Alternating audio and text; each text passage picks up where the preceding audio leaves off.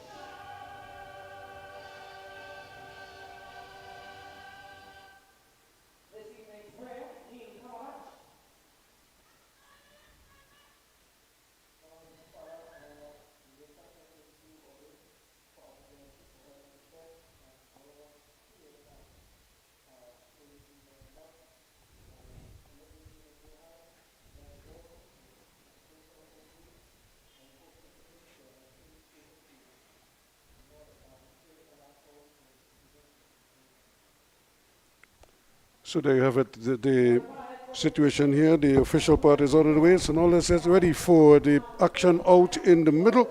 And of course, Billy Furlong was out there with the two captains at the toss. Good evening and welcome to the Diego Martin Sporting Complex. We are here for the North Zone T20 Festival 2025. This is the last game in the round 4 and the two teams doing battle here today. I'm here with both captains, Glenora Sports Club, Kenroy Williams, the captain, and Shannon Sports Club, Mr. Whelan George Joyer, the captain. We're here for the toss. The man with the coin is the umpire, match referee, and umpire Sean Wilson. So off we go, gentlemen.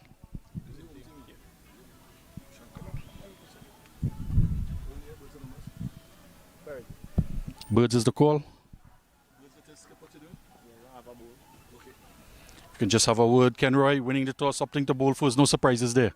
No surprises. We wanted to bowl first on this wicket, so we'll see if we can restrict them to a low total and see if we can get it in a short bit of time.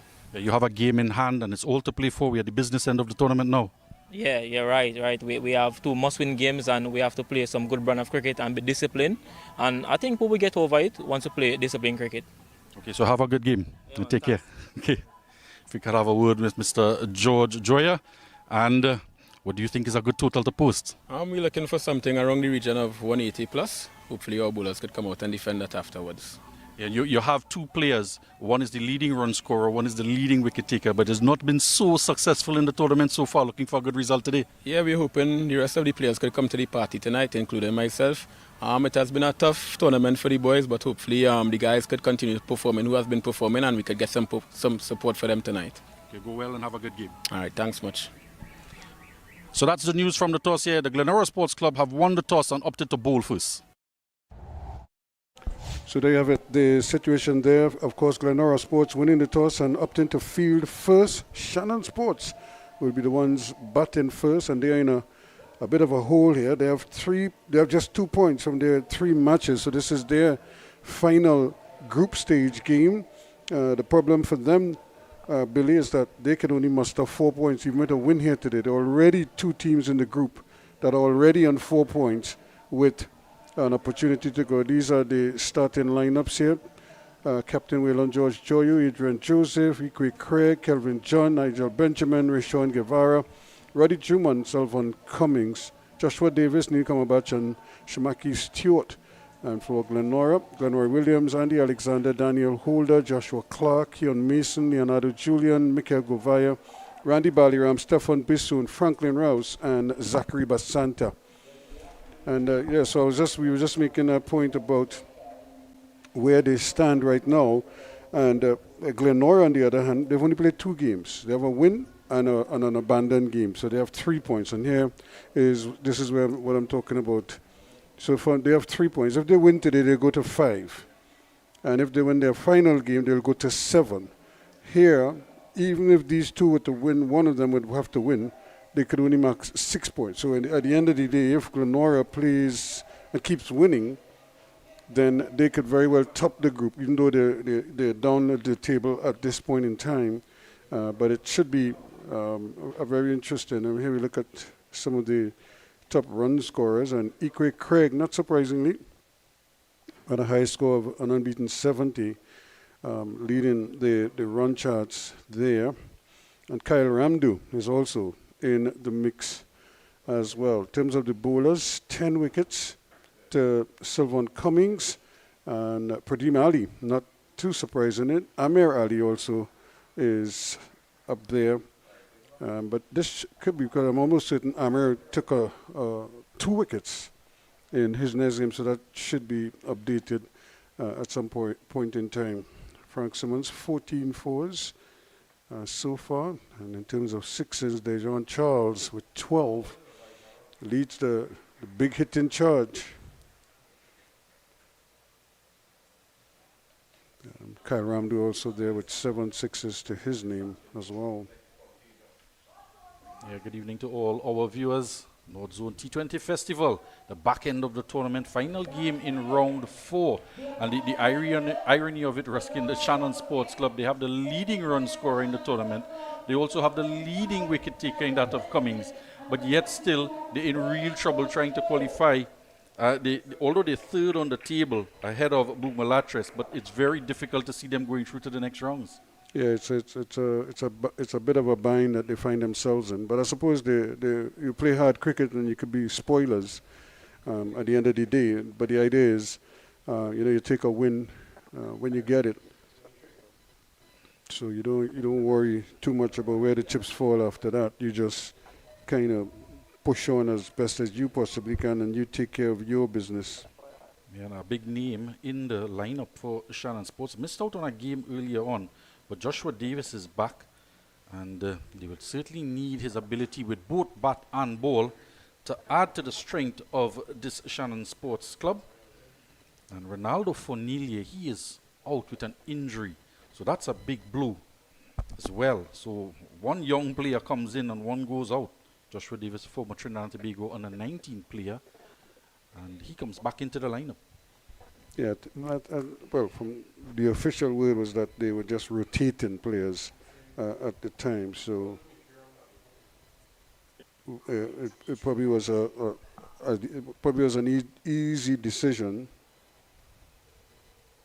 once everybody agrees that that was the plan all along. You don't want to just spring it on people, at the last minute and then say, well, look, we were going to rotate anyway. But if up front everybody knew that was going to be the approach, then I don't think they should have a problem with it. And it's good that everybody gets a chance to play in a tournament, because you remember in the preliminary round you only have like 4 games, so some persons might only play 1 game, but at least they get a game, and you don't want to have them come here every night and they don't get a chance to showcase their wares.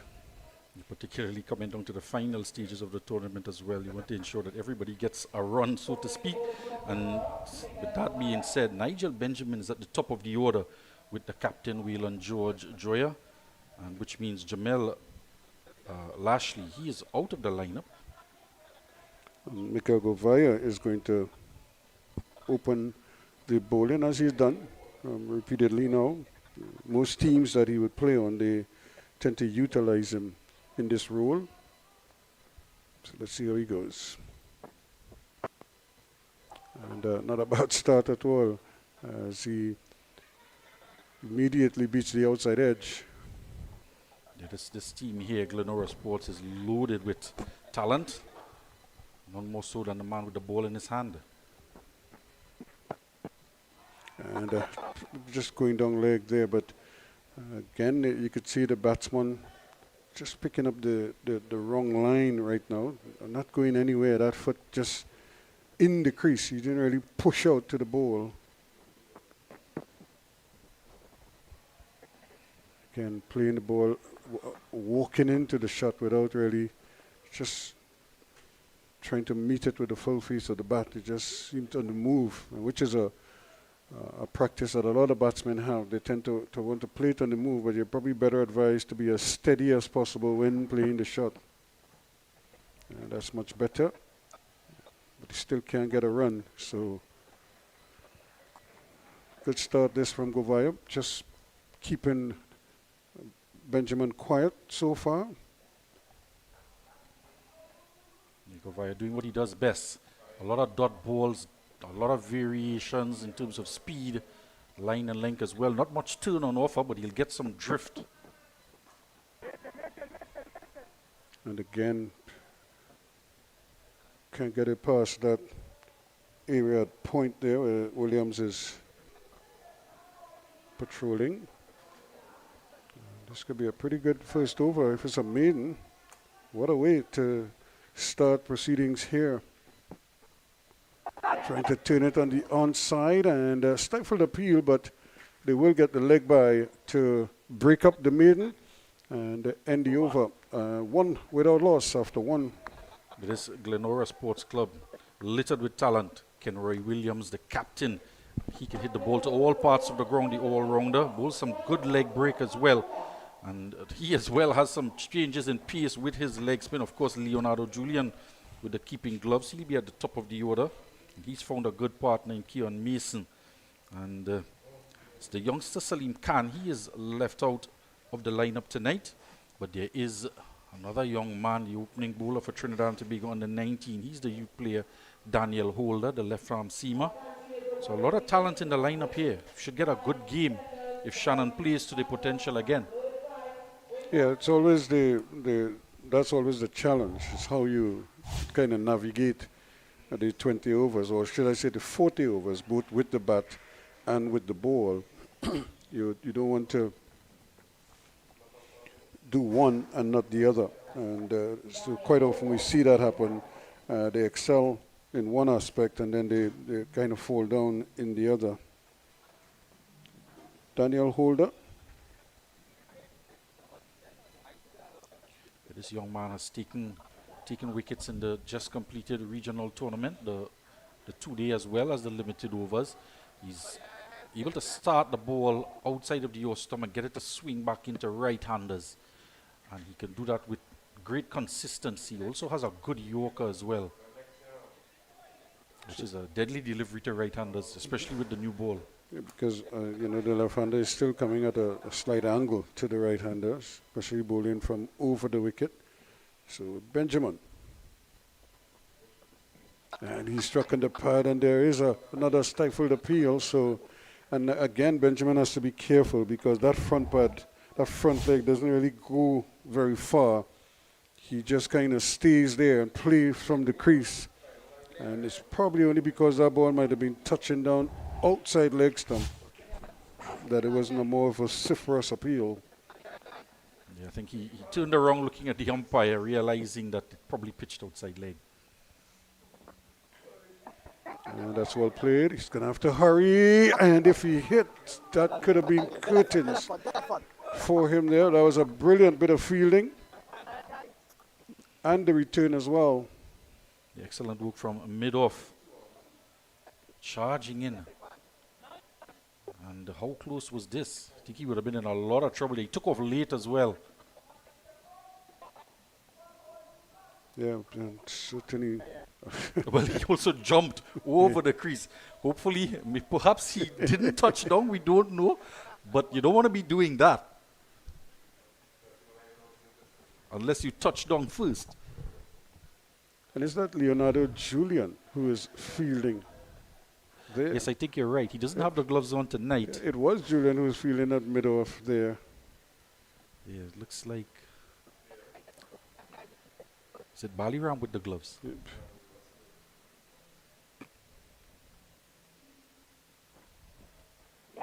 Again, very well bowled, but played nicely played also. Just taking pace off,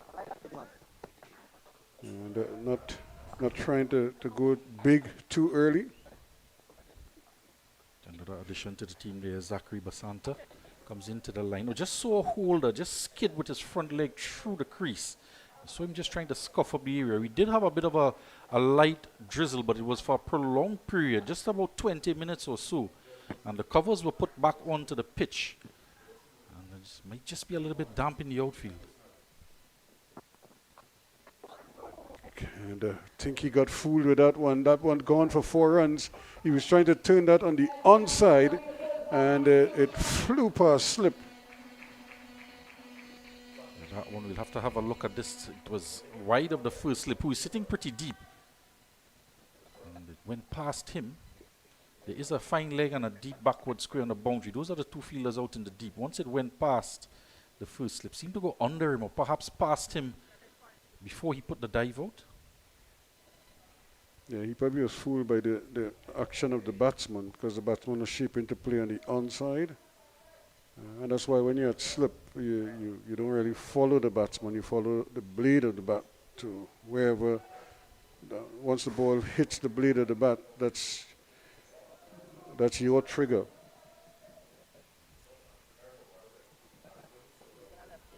Whether to move or not to move.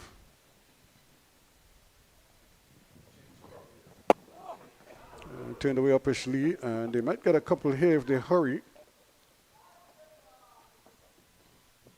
There's the man Zach out at deep backward square doing the fielding. So they set the two fielders out in the deep fine leg and backward square on the boundary, perhaps for that ball to come into the right-hander. And if he just strays in line or gets too much movement or starts it too much on middle and leg, there is some protection out there in the deep. So they are encouraging him to pitch it up and try and get the ball to swing in the air. And at the same time, for the natural delivery that goes across the right-hander, first slip in Govaya is in place.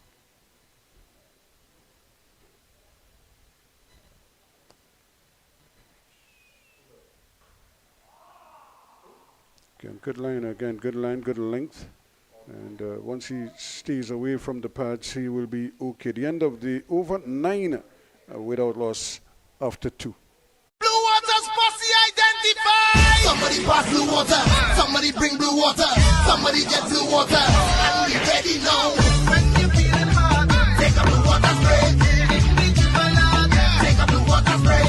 In your school or house, take a blue water spray. When we pass one out, take a blue water spray. Party posse water. Working posse water. School children they water. Blue water spray. The fitness posse water. The office posse water.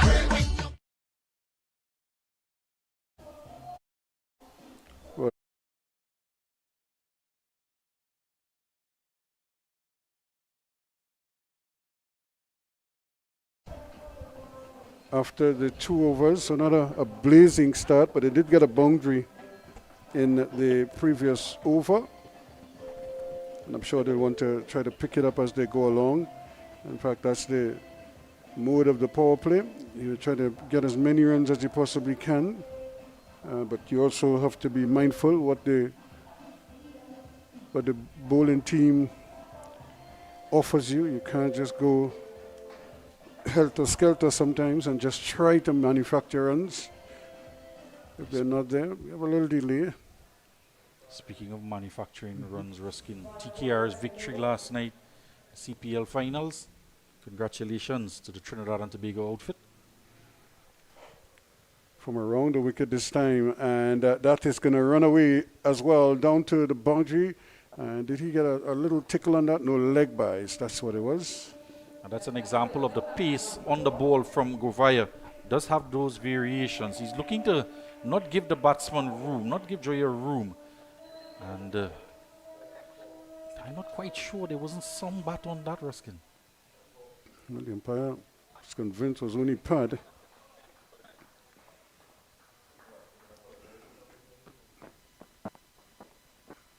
This time he could be out. It's going straight up in the air.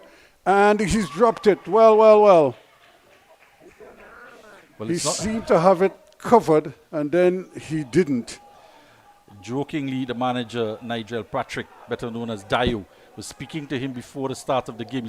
They were doing catching drills, and he was telling him, you already put one down, and he was boasting to the manager that he was taking catches in the practice session. He's put another one down here. Stefan Bassoon, the guilty party here, he seemed to have it. He was settled under it. Leonardo Julian was getting very close to him. He almost got the rebound, but it just went away from Julian. Else it might have just lobbed straight into his lap.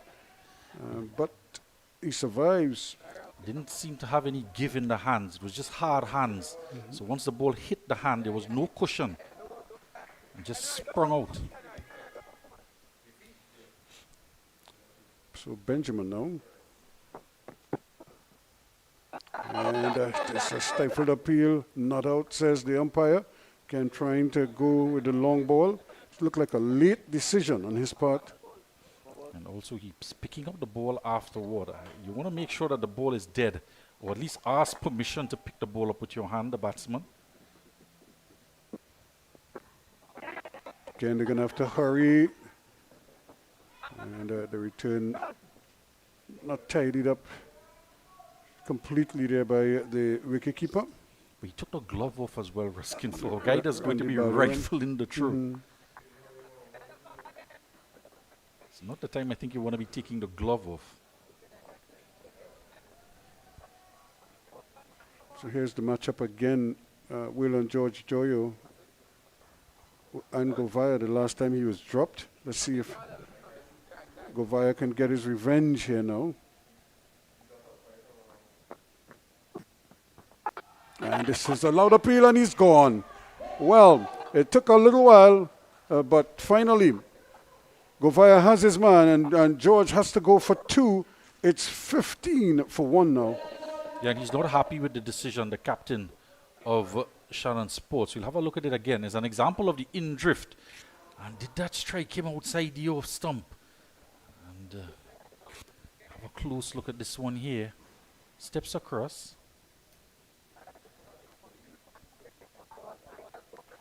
Did it come back enough to hit him in line? Well, that's the thing. The umpire probably judged that he had covered all the stumps, and then he was trying to bring the pad back inside. So in a lot of ways, he probably made up the umpire's mind for him, because just that inward movement of the pad made it covered the stump as well.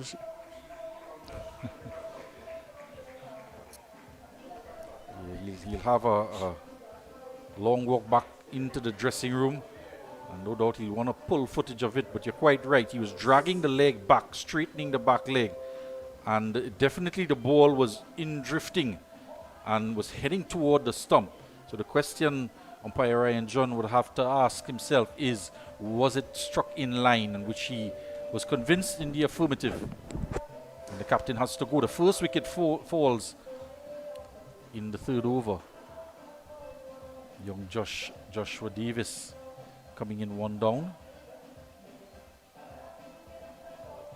Yeah, it's a type of a trick that catchers use in baseball. When they catch the ball, just to try to con the umpire, they kind of pull it back over the plate. So even if it's outside, or every time, it's just a habit that they practice. So he was doing it with the pad, bring the pad back inside and try to do it. Unfortunately, he missed the ball and was struck on the pad. Here's another appeal. This could be very close indeed. Not out, says the umpire. Govaya is probably questioning, or did it turn too much or what? But the umpire says not out, and Govaya can't believe it. 15 for one now at the end of three.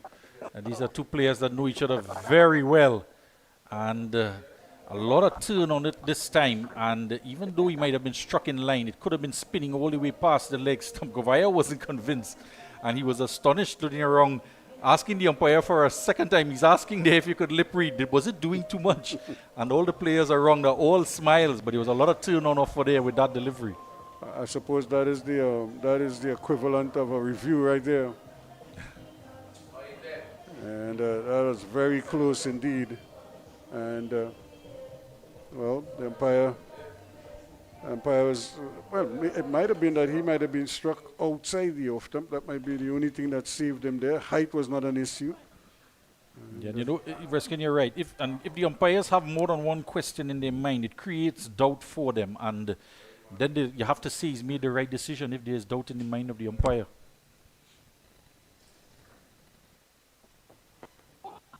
And again, the striking the pads rather frequently so far in this innings.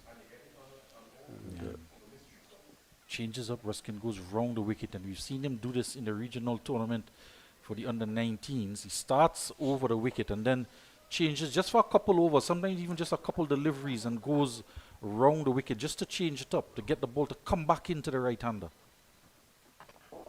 and that's well played. Could get a boundary here, and he will get a boundary. And was trying to catch up with it, but it just kept going away from him. There's a second boundary of the innings here, and they'll need more of these because they're under a little bit of pressure here, losing a first wicket early, and especially with the likes of Daniel Holder and Mikel Govaya operating, you want to take any opportunity to put away bad balls. You're not going to get too many of them from this pair. Yeah, it was it had enough pace on it that even the man at long on couldn't get across in time, or the whitish mid-on probably. Had a bit of a chase there. And again, and he's going to have to hurry, but this time no question of the ball going past. Yeah, that's the man. 7+2 on his back. We'll have to get some more information with regards to the interpretation of the number on his back, Joshua Clark. So 7 and 2 is 9, eh? So maybe somebody else had 9. Well, the number 7 is the captain, Kenroy Williams. You're not going to get that number away from the captain. Maybe he gives himself a ranking now 9 out of 10. He's dropping all the way out the long on boundary. He's a little bit in between long on and where cow corner would be. But there's no mid on, so we'll have to call it a wide long on. And again, he's striking him on the pad. So again, the bowlers have had a real love affair with the pads in this inning so far. They've struck it on a number of occasions. In fact, all of the batsmen have had to endure some anxious moments after being struck on the pad. He has a bit of a target, bright red pads, the Trinidad and Tobago logo down at the ankles. He's aiming for exactly that, and again he's back over the wicket. This time Davis finding the bat as opposed to the pad and keeping him out. So good bowling so far with this pair. They haven't allowed the opponents to get away just yet. We're coming to the end of over number 4. It's 20 for 1. So just about 5 runs and over, which is not bad going. It'll be interesting to see how long he keeps this opening pair of bowlers on, Captain Williams.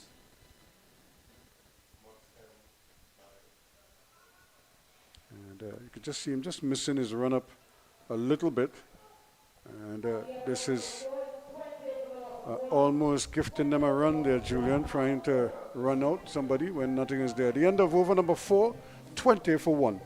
Truth be told, here at GMMB, love is the currency. And let's show you how we are able to transfer that energy into real conversations. It seems to me there's a power in listening. It seems like that is a part of the mandate. Of course. We need to listen to our clients. We need to hear what they need. We need to hear that they are satisfied, they are loved, they are feeling that JMMB culture. JMMB. It's banking for you. So Joshua Davis yet to get off the mark. Nigel Benjamin, the one carrying the bulk of the scoring so far with 13 from 16. And he's on strike as Govaya will continue. Mikel Govaya in his 3rd over now. And greeted with the full face of the bat. He's looking toward deep mid-wicket. There's a man on the boundary there. Nigel Benjamin is looking for areas that he can try to score, where he can possibly take a bit of a risk and get away with it. Man is out there at deep mid-wicket. And he's going this time, and there's a man out there, but he could only watch it as it sails over his head. And KFC maximum, the first for the innings. Yeah, he was just measuring up the distance to the boundary, and the man out there at deep mid-wicket. And he was waiting for the delivery where he could go across and tuck it into the onside. And it cleared the man. It was high in the air. And just enough to go over the head of Alexander, who's right back on that mid-wicket boundary. The other fielder is out at long off. Those are the two fielders in the deep for Govaya.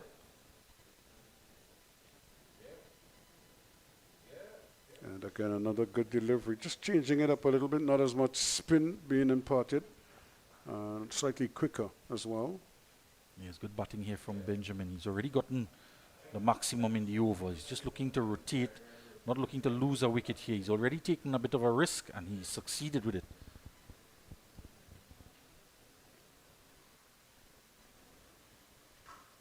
And a full toss, and he's going caught.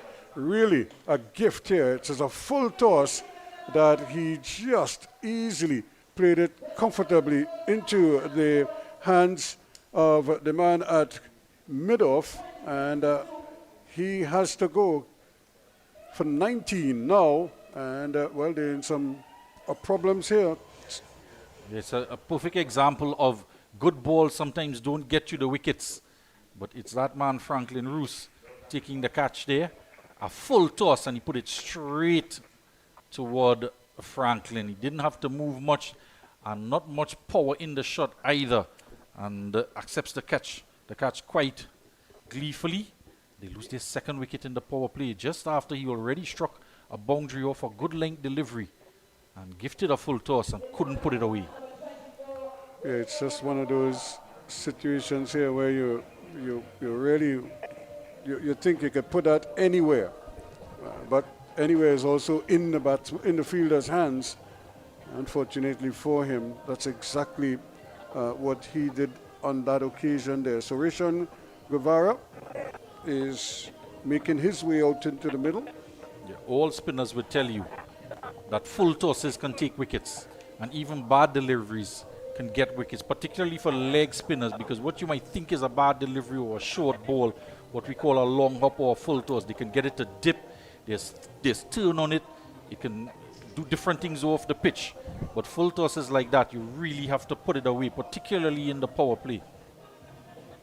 Yeah, it's so unfortunate. Now we've seen that already. In fact, when we were here, last night or 2 nights ago, the same thing happened. You know, you got a full toss and hit it almost in the same general location and got out caught. So the full toss has a place in the game. You don't want to bowl too many. Well, it seemed to be a strategy, Ruskins. How many full tosses did we see in that game? You know, far too many, to be honest with you, because they just seem, maybe the ball is slipping, and you always have to factor that in with the dew and the wet conditions. Plus the players are perspiring out there because it is hot. And so there are a number of factors. Sometimes you try to grip the ball too tightly, it comes out wrong. But immediately getting some runs here, it should run into the boundary, it does, and it's wide. So you make mention of bad deliveries here. We've seen one that got a wicket. This one, however, is down the leg side, so already gone for a 6 in the over, and it's going to cost him 5 runs here now on the additional delivery. yeah, Randy Baliram didn't get around to it, didn't get a touch on it. Just seemed to elude his grasp. He's certainly in the game, isn't he, early on? Already put a catch down, no chasing one in vain. Yeah, Govaya must be disappointed with that because it just cost the team runs when he has a new batsman at the crease. So the first ball you want to bowl to him is not a wide delivery down the leg side. That's much better. That kept a little bit low as well, but again, that quick action that he just kind of rushes it on. You could see the wicketkeeper talking or just gesticulating that it skidded and stayed down, didn't come up as much. And again, that's the end of his third over. 5 completed. Now it's 31 for 2. I've played against him a couple times, Mikel Gouveia, in his younger days. And we really thought he was a medium pacer because he had a longish run. And he was trying to convince us that he was bowling spin. But the pace as which he was delivering the balls, you had to think he was a medium pacer. And because he was delivering at that kind of a pace, he didn't get much spin on the ball, particularly when he was using the white ball. And he's gotten a little bit more variations, much more experience, obviously. Has a CPL title under his belt, Mikel Gouveia. 1 over now to come in the power play. Are we going to see young Holder bowl another over? It looks like it's going to be a bowling change. The man 7+2 has the ball in his hand, Joshua Clark.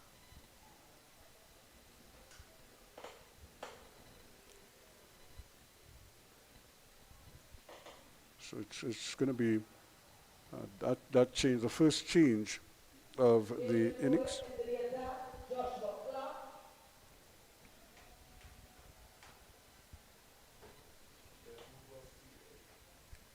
Not too familiar with the young man, but I was told, I was well informed, that at the youth level he was quite the fast bowler.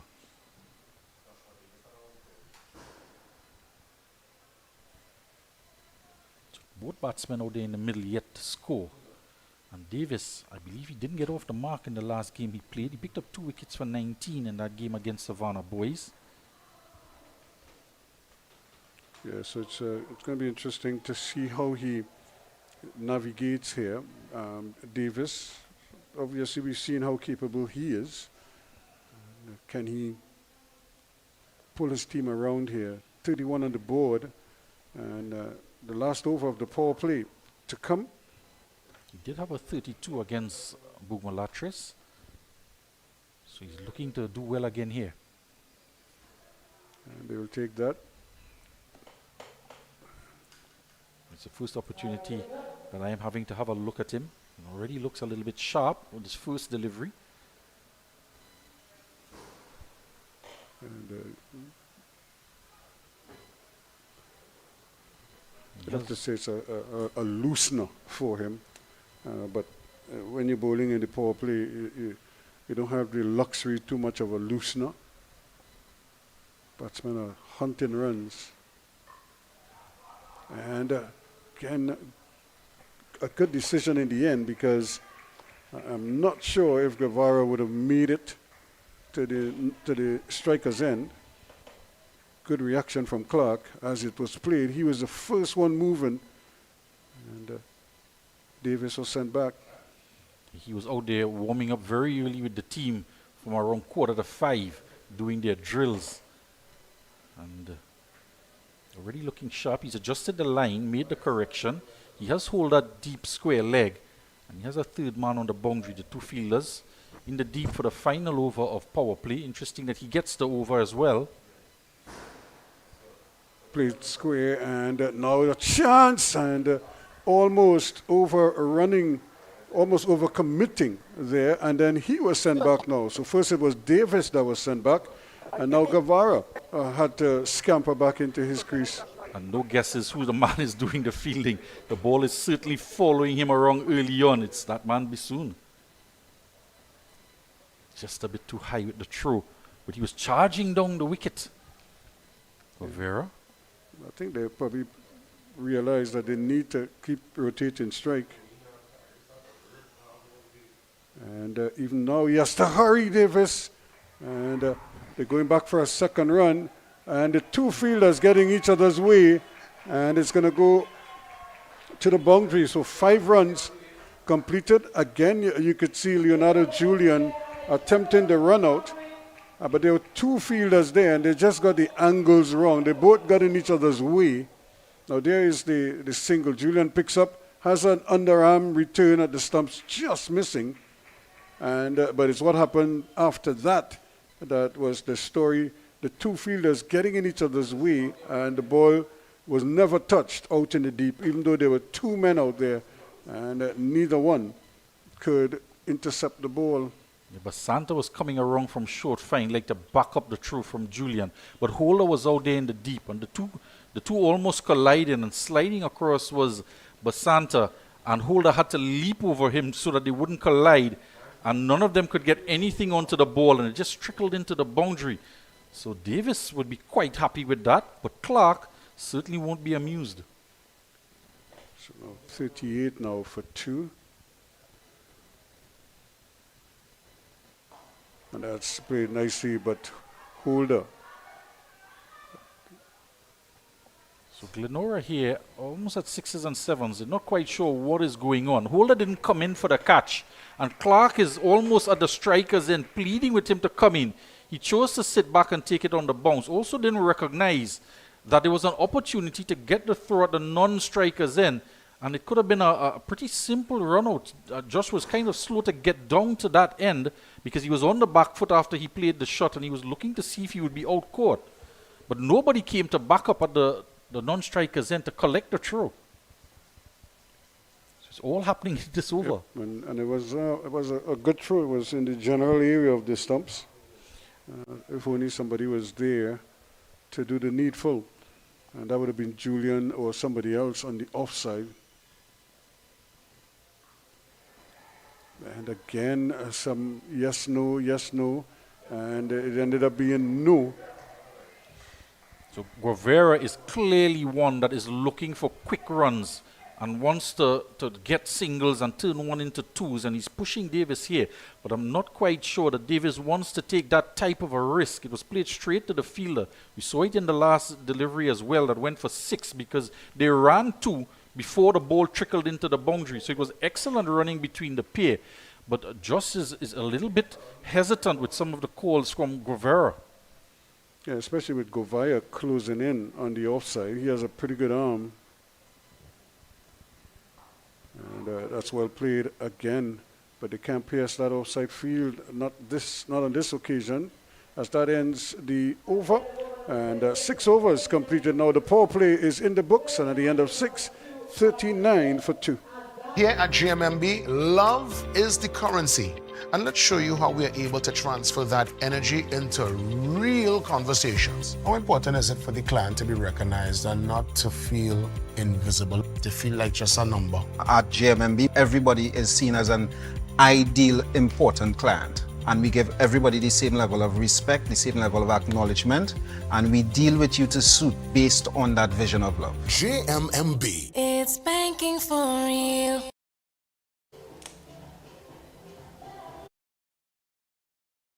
Welcome you back here. 6 overs completed so far. And the game's just starting to pick up here a little bit, especially from the Shannon Sports standpoint. PC control Shannon Sports. So they really need to get a move on here now. They've only had 39 on the board after 6. But they won't be too disappointed. That could have been worse, and I think that's kind of like the approach that they have to take. Yeah, they were gifted 6 runs in that last over of Clark with some overthrow and some bit of misfielding, miscommunication. The first wicket falling, Whelan Joya for 15 in the 3rd over, and then Nigel Benjamin with the score on 26 in the 5th over. So losing a couple wickets, just pegged them back a bit. Just as Benjamin had struck a 6 as well, he lost his wicket. Well, he miscued a full toss. Yeah, no fault but his own. And paid the price. So Kenway Williams is going to pick up the attack here now, trying to limit the Shannon batting as much as he possibly can here. But we pick up a few wickets along the way. That's well played. Now they could squeeze a second here, but they're going to have to hurry. But the return is not a good one. It's very risky running there, and it's being prompted by Rashawn Guevara because he's looking to run for everything, and he's looking to come back for 2s as well. challenging the field, and they're going to have to be in the wide away club because they're going to pressure them every single time. Just Josh, just looking at the throw as well to see how much of a risk it is to come back for that second, to know how faster does he have to run to make his ground. It is, then the return needed to be a much flatter return. The wicketkeeper never had a chance of effecting a run out. They're having to jump. And again, Davis on the back foot a lot. Trying to see how much spin is being imparted on the ball. He's a good player of spin. And again, going right up to him is Williams. And he's a very clever bowler, Kenroy Williams. Can put additional revolutions on the ball to get much more turn. Can push it through, offer some flight. And again, this is good running this time. And very well played by Davis. Again, didn't try to hit it, just pushed it.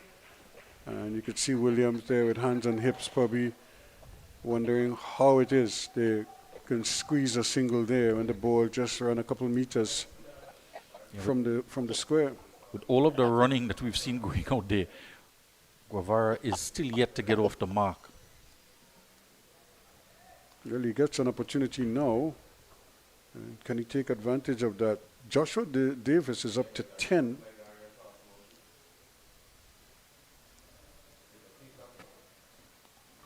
That's well played. And what a way to get off the mark. It took him a while, but despite the best efforts of Guevara there, that's 4 good-looking runs to Guevara. Yeah, very interesting, Ruskin. He wasn't out on the boundary edge.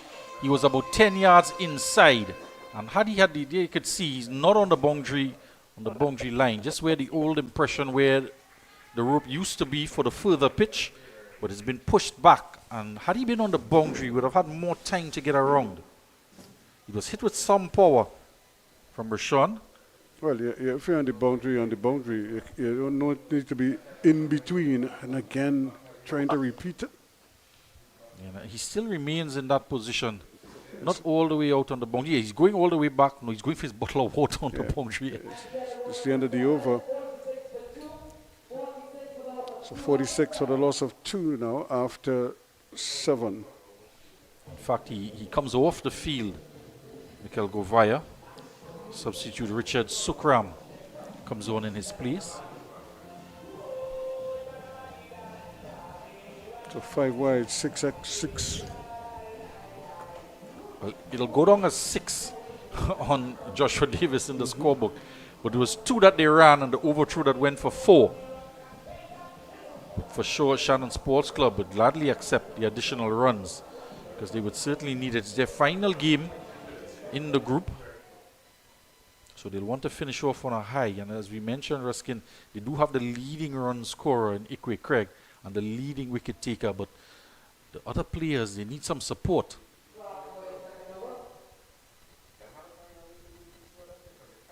So taking a little bit to set the field as the power play is over.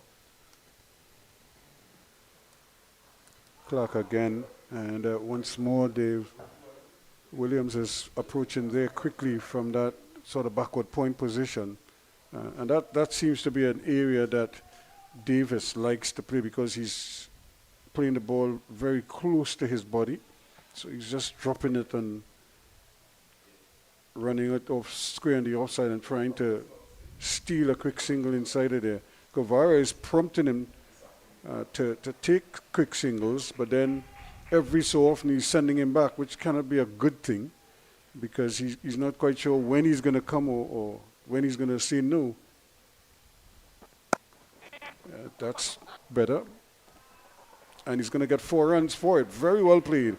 A little more power applied there and picked up a boundary. And Guevara has to be careful as well. The youngster Davis, he likes to build an innings. And they've already lost 2 quick wickets. Now he's talking to him again. He's all the way down to the striker's end, having a conversation with Davis. But this is what Davis can do. He likes to bat and play each ball on its merit, and he can be aggressive when the situation arises. Certainly can't put away bad balls, but you have to allow him a little bit to build his innings. Now, Kenroy Williams, on the other hand, they're looking to take quick singles, Ruskin. You could just bring that point in a little bit, push the extra cover a couple steps closer in to deny them that single. Williams himself is at that backward point, that short third man position, or backward point position rather. And so he will have to be on his P's and Q's there. And Davis would feel that he missed out on that occasion. It was a short ball that he was pulling. And I'm not quite sure what Clark is looking at, but he doesn't seem comfortable with where his front foot is landing. And we saw Holder as well in the first over. His left leg, the left-hander, his right leg rather, slipped at the popping crease. But it was with him over the wicket. This is Clark over the wicket as well, but right-handed. And there's that shot again, just pushing it. And Davis would have to be aware that you don't want to put it too square. You could just run it past the wicketkeeper, and you'll still get a single, if not more, because depending on how he just wants to straight you play it. Yep. Just break the wrist a little bit, open the face, a touch, to guide it down the third, particularly when it's not that wide, so that you get that rotation of strike that Rashawn is looking for at the non-strikers end. And Clark again, that's a good delivery. And just coming off the seam there, a little bit of movement in towards the right-hander. And coming off the inner portion of the bat as a result. And so many times, Ruskin, you middle it and you can't get a run, but a little bit of a miscue or a false shot and you get the run. Yeah, and that's the bowlers is doing, not so much the batsman. And so the bowler is punished for bowling a good ball. It happens all the time. Now, Rashawn here, one delivery to come in the over, and I'm sure he'll be eager to look for a single to get the strike at the start of the other over, unless he gets a ball that he can put away. And really in two minds there, whether to go forward or come back. He did neither, and was beaten outside the off stump. At the end of 8, it's 51 for 2. Having that family lime at home, that cookout by the river, or you're just feeling to bubble up on? Then Cans Poultry and Meats Limited has got you covered for all your meaty needs. Whether it be chicken, beef, steak, lamb, or even seafood, check Cans. They even have seasoning and condiments to complement your dish. So if you're looking for top quality meats at prices that wouldn't bust your pocket, then come on in to Cans today at any of their convenient locations. So 51 for 2. This is where we are now after 8 overs. So far, so good. And of course, Kovaya is back out there, but he's back on the fence, or he's back on the ropes now. He was in for that line you're seeing just ahead of him there earlier. That would have been the ropes probably when the under-17 ladies were playing. That they would have used that boundary, that marker. But Williams and Davis again is going on the back foot, but it beats the keeper again. And that is going to run very close to the boundary. And does he stop it just before it goes in? And that might be Rouse just stopping it, Basanta rather, just pulling it back. And there's an appeal here. Yep. The umpire doesn't seem as if he is too interested. They're appealing for a run out of the non-striker's end. And it's that man, you guessed it, Govera, who's always looking for the additional run. And umpire Ryan John is having none of it. He said the ball was dead.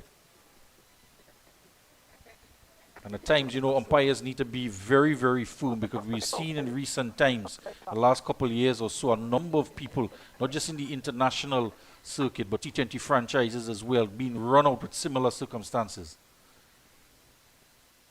Down the wicket he goes, and he's going to get away with that one because it's gone for KFC maximum over extra cover. And this is what I was speaking about. You have to allow Davis to build his innings. He's going to get into it, and he can't be aggressive, and he's going the right shot, backing away, giving himself some room, and going inside out with the spin over extra cover. And this is the ability of the young man. But you can't pressure him too much. He's going to get going. And he wants to settle himself, play himself in. And once he's on top, he can really give you the type of total you're looking for. He's on to 21 already. And 21 from 19 deliveries. 59 now for 2. Williams will have to reassess here. And already 8 runs from this over. And you're looking for more. Might get another easy single. And have a look at Govaya here. He knows what he's doing. He's just a little bit slow, and he's just toying with Rashawn to tempt him to look for that second run. But he has a very powerful arm. Those who have seen him play in the past, he can rifle it in. And he did exactly that back to the wicket keeper. And he's very accurate as well with his throws, Govaya. So 60 on the board now. So this is proven to be a nice little partnership here building. And Williams just kind of slowing it down a little bit, trying to make sure that the fielders are in the right places. Now he's gone with that 3 on the boundary on the onside, 2 on the offside.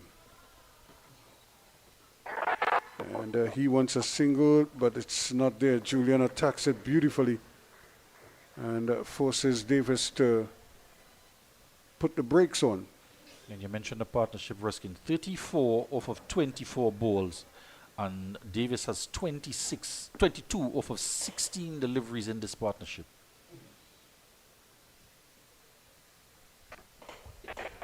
Now they're going to have to hurry. He's going to have to do it again. But this time, Julian tries to flick it back to the keeper. And but lost a little bit of direction there. Although he got to the ball quickly, he couldn't effect a run out.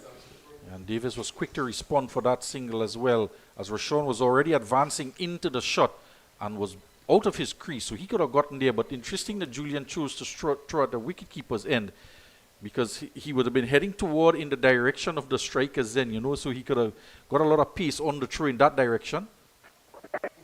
And again, every time you play it in that gap there, because there's no one there, only the bowler, that's really the bowler having to cover that area there after bowling, after delivering the ball. The end of the over, 62 for 2 now after 9.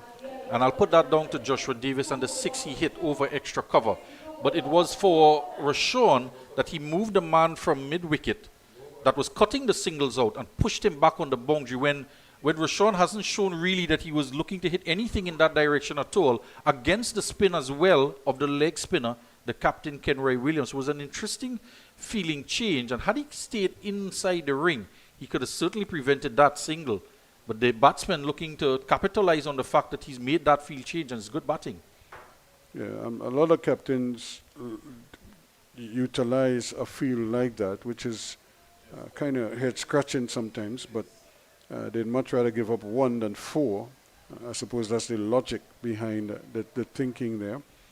So they put the square leg, the deep mid wicket, and the long on, all on the boundary, and there's nobody in front of the wicket keeper, or the umpire rather, at square leg, inside the circle. So it's a field that we've seen quite often, but sometimes batsmen can capitalize on it and utilize it to their advantage. And again, Davis not middling that one. Immediately see him checking the bottom of the bat. Yeah, I think he's playing it a bit late with the pace of Clark. So the bat didn't come down in time and hit the toe end of the bat. He was shaping up to push it down to Williams at long off. So the umpire, Arjuna Sidal, as well at the start of the over, hustling up the players to get into position, which is good, Ruskin, because our games have gone beyond 4 hours for these T20 matches. It shouldn't. And this time Davis is going to get some bat onto ball properly. And that's a shot he was looking to hit in the previous delivery. But made a strange sound off the bat, so perhaps there is something at the toe end of the bat. So it sounded rather clunky as opposed to that nice ping you hear when it comes off the middle. And I was just thinking, I wonder what the conversations are when Joshua goes to his uncle's and try to have a little discussion or so with them or his more famous relatives. And so I can imagine he goes and he say, Uncle Charlie, how do I do this, and this? Or he say, Uncle Brian, what is the key to doing this? Now, he might get two different answers or two different approaches. Or even his dad, and say, well, how do you do this? There's a delivery that he just, again, no movement. He's still in that stand there, and just threw the bat at it. Well, he might not be the only one asking questions in the family. Of course, his dad, Gregory Davis, is part of our commentary team, Cricket 360. Good night to you, Mr. Gregory Davis. But his sister as well, Jessica Davis, is on the Trinidad and Tobago under-19 team that played earlier on in the regional under-19 tournament. So it's definitely in the blood. But I think Joshua might just be going to ask them, I need a new bat. Or can I get a new pair of shoes? Yeah. I can imagine Brian would say, look, I have a pair from 1964, see if we could use that. It's another good delivery. But this time he is able to open the face nicely. But the young lad does have a bat sponsor. So it's not a bad score, Ruskin. 64 for 2, all things considered, with one delivery to come before the break at 10 overs. So the way the tournament has gone for them, but certainly we want to see Ikwe Craig coming in at some point. I don't want to see that we want to see a batsman dismissed, but you think that you want to get him there earlier than later.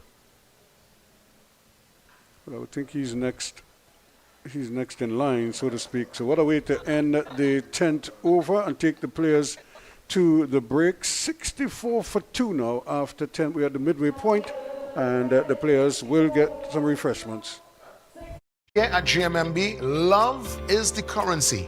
And let's show you how we are able to transfer that energy into real conversations. How important is it for the client to be recognized and not to feel invisible, to feel like just a number? At GMMB, everybody is seen as an ideal, important client. And we give everybody the same level of respect, the same level of acknowledgement, and we deal with you to suit based on that vision of love. GMMB. It's banking for real. Blue Water's posse identified. Somebody pass blue water.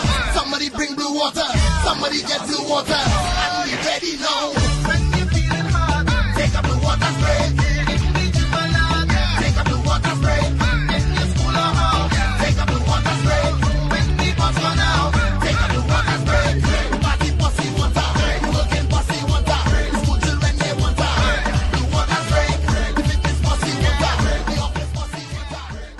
When you want to get the inside information, you go to the real source, the team members. Let's hear what they're saying. One of the joys that I have is calling someone and telling them you have that approval. We want to know our clients, the attention that we give the clients. The client feels that warmth. We help you, the customer. We are here to help you, achieve your dreams. Clients succeeding, it has helped the bank to succeed. Lots of great information here. And yes, GMMB is a real bank. Blue Water's posse identified. Somebody pass blue water. Somebody bring blue water. Somebody get blue water. And we ready now. When you're feeling hot, take a blue water spray. Take a blue water spray. In your school or home, take a blue water spray. When people run out, take a blue water spray. Party posse water. Working posse water. School children they water. Blue water spray. The fitness posse water. The office posse water. This one? No. Hey, look, KFC has an incredible promo. I already had that for lunch. Oh. Crunch whoever isn't on board. Order KFC's Mega 6 Bucket for only $115. KFC, it's finger licking good.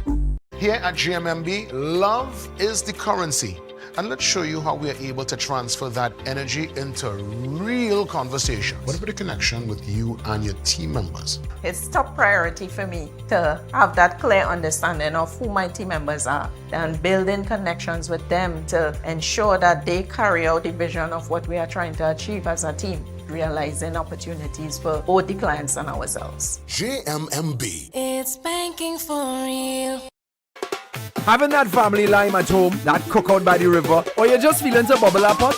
Then Cans Poultry and Meats Limited has got you covered for all your meaty needs. Whether it be chicken, beef, steak, lamb, or even seafood, check Cans. They even have seasoning and condiments to complement your dish. So if you're looking for top quality meats at prices that wouldn't bust your pocket, then come on in to Cans today at any of their convenient locations. Truth be told, here at GMMB, love is the currency. And let's show you how we are able to transfer that energy into real conversations. It seems to me there's a power in listening. It seems like that is a part of the mandate. Of course. We need to listen to our clients. We need to hear what they need. We need to hear that they are satisfied, they are loved, they are feeling that JMMB culture. JMMB. It's banking for real. So to welcome you back here, it's still, we're 10 overs in to this contest, and so we're at the halfway stage. The players have had their blue waters and whatever other refreshments are available to them. And of course now, this is where things get very interesting as they try to, after all the discussions, try to show what the new plans are going forward. Billy? Yeah, it's not a bad start, the first 10 overs. And Davis on 24. And Rashawn, really have to say, he's trying to get going. He's looking to rotate the strike. But there's only been 4 fours and 1 6 in the innings so far with 13 extras in this total. So they're really going to have to make a good push at the back end of the innings there. And with Ikre Craig to come, I think they want to get close to 150. And that's a funny kind of swing. He was swinging really almost like trying to hit it behind square as opposed to trying to hit it to square leg. Like he was trying to get all 100 runs off of one delivery with that attempt and that swinging down the leg side. Actually, I think there wasn't a second 6. Joshua hit a 6 over extra cover here. And the one Benjamin hit over, there might be a second 6. Yeah, 2 6s and 4 4s, you're right, Rusty. Benjamin hit one over square leg.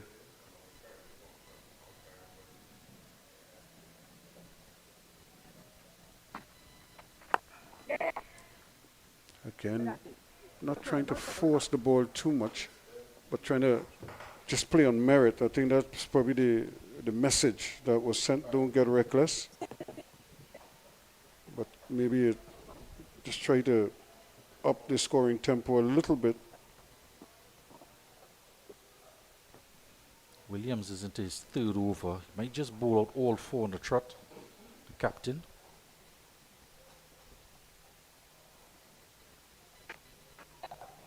And again, and it's once you start there, you really don't give the wicketkeeper much to work with, and it's only his own brilliance might bail you out.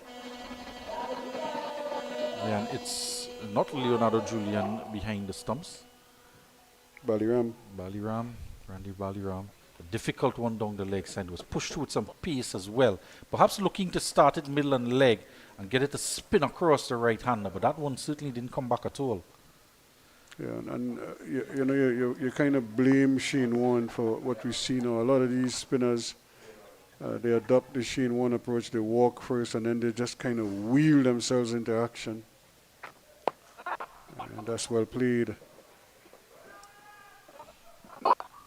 The acrobatics of Daniel Holder at extra cover. He was nowhere near it with the enthusiasm of the youngster. He's all smiles. He was out there very early as well, doing all sorts of warm-up drills at 4:45. Well, he probably wants to make a good impression. And Davis is going to get another single here quite nicely. They might push for a second one, but I think they'll wait to see. And this is what you're talking about, Kenroy Williams bowling out, and I think he's, 24 runs now as he's trying to complete his 3rd over, which is not bad returns. So I think if he could add a wicket now, would probably justify him bowling out. And a quicker delivery. He conceded 1-6-1-4, but the 5 wides in this over. It's a good comeback delivery. Yeah, wicketkeeper has to be careful. He's jumping, and when he should just be staying there and receiving the ball. See, again, he's just reacting to what the batsman is doing, and not really following the ball as he should be. So he's not gloving the ball very well. End of over number 11, 73 for 2 at the end of it. Yeah, he wasn't staying down at all, and that one was pitched up. But he was already on the way up before the ball landed. Something he'll have to work on. Something the manager, Nigel Patrick, keep an eye on. Yeah, because, I mean, even when you, I suppose, my brother was a wicket keeper, but I would wicket keep in like wind ball cricket. I would always wicket keep in that regard. Or if I'm playing hard ball and I'm not bowling, then I will just wicket keep. That nobody wants to wicket keep, then I would just assume the gloves. And there's some basics that you can get away from. And that's well played again. And no matter what level you play at, you still have to stay down to receive the ball. And you're right, you come up with the ball. You don't come up and then hope to go back down, because that's the most difficult thing to do, is to go back down to get to the ball. Couldn't stay down. The technique to catch the ball is also different. I couldn't master that, so I quickly gave the gloves up. A lot of people don't like it. And this could be out, but no, it might actually fall safely. In fact, it didn't carry as far as they would have liked. So it never made its way all the way down to Mason, out at third man. And wicketkeepers are also almost always very eccentric characters. You think about the likes of a A.V. de Villiers or a Brendan McCullum, Glenn Phillips, to name a few. And when they're in the outfield, like a Nicholas Puran as well, they take some outstanding catches. Yeah, Leonardo Julian is in the outfield. A lot of them are decent cricketers in terms of their out cricket. And they do a pretty decent job in the field because they understand what the requirements are in terms of fielding. Because the same way we ask players to put the long barrier and prevent the ball from going past you in the outfield, wicketkeepers have to do that a lot, even when they're standing back, because sometimes if the ball bounces a second time in front of them, that's kind of like their go-to posture to avoid the ball going past them. So it's not uncommon to see them become good fielders. It's a big swing and a miss here now. Every so often he unleashes one of these and misses everything. He was concentrating on getting quick singles and turning one into twos from before the 10 over mark. But since they've come out after the drinks break, he's struggling a little bit here, Guevara. And he's now looking for more boundary hitting rather than rotation of strike. And as a result, he's trying to force the issue, but not quite keeping his head steady and eyes on the ball. And again, he can't get it past the bowler this time. So he's gone into a little bit of a rut here. Not able to, like I say, rotate the strike as readily as before. And on the other side of the coin, Joshua Davis, he's very much getting into his zone now. He's middling a lot more, particularly off the bowling of Clark when he faced him, because you could tell as well, it comes off the bat and traveled quickly to the fielders on the boundary.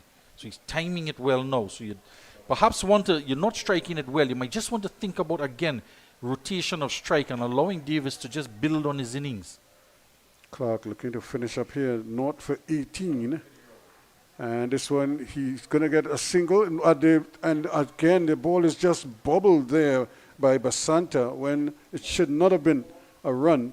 And he was at that short fine leg position. It came to him. All he had to do was stop it cleanly.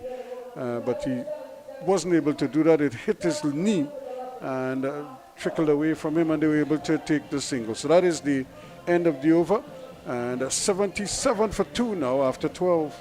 This one? No. Hey, look, KFC has an incredible promo. I already had that for lunch. Crunch whoever isn't on board. Order KFC's Mega 6 Bucket for only $115. KFC, it's finger licking good.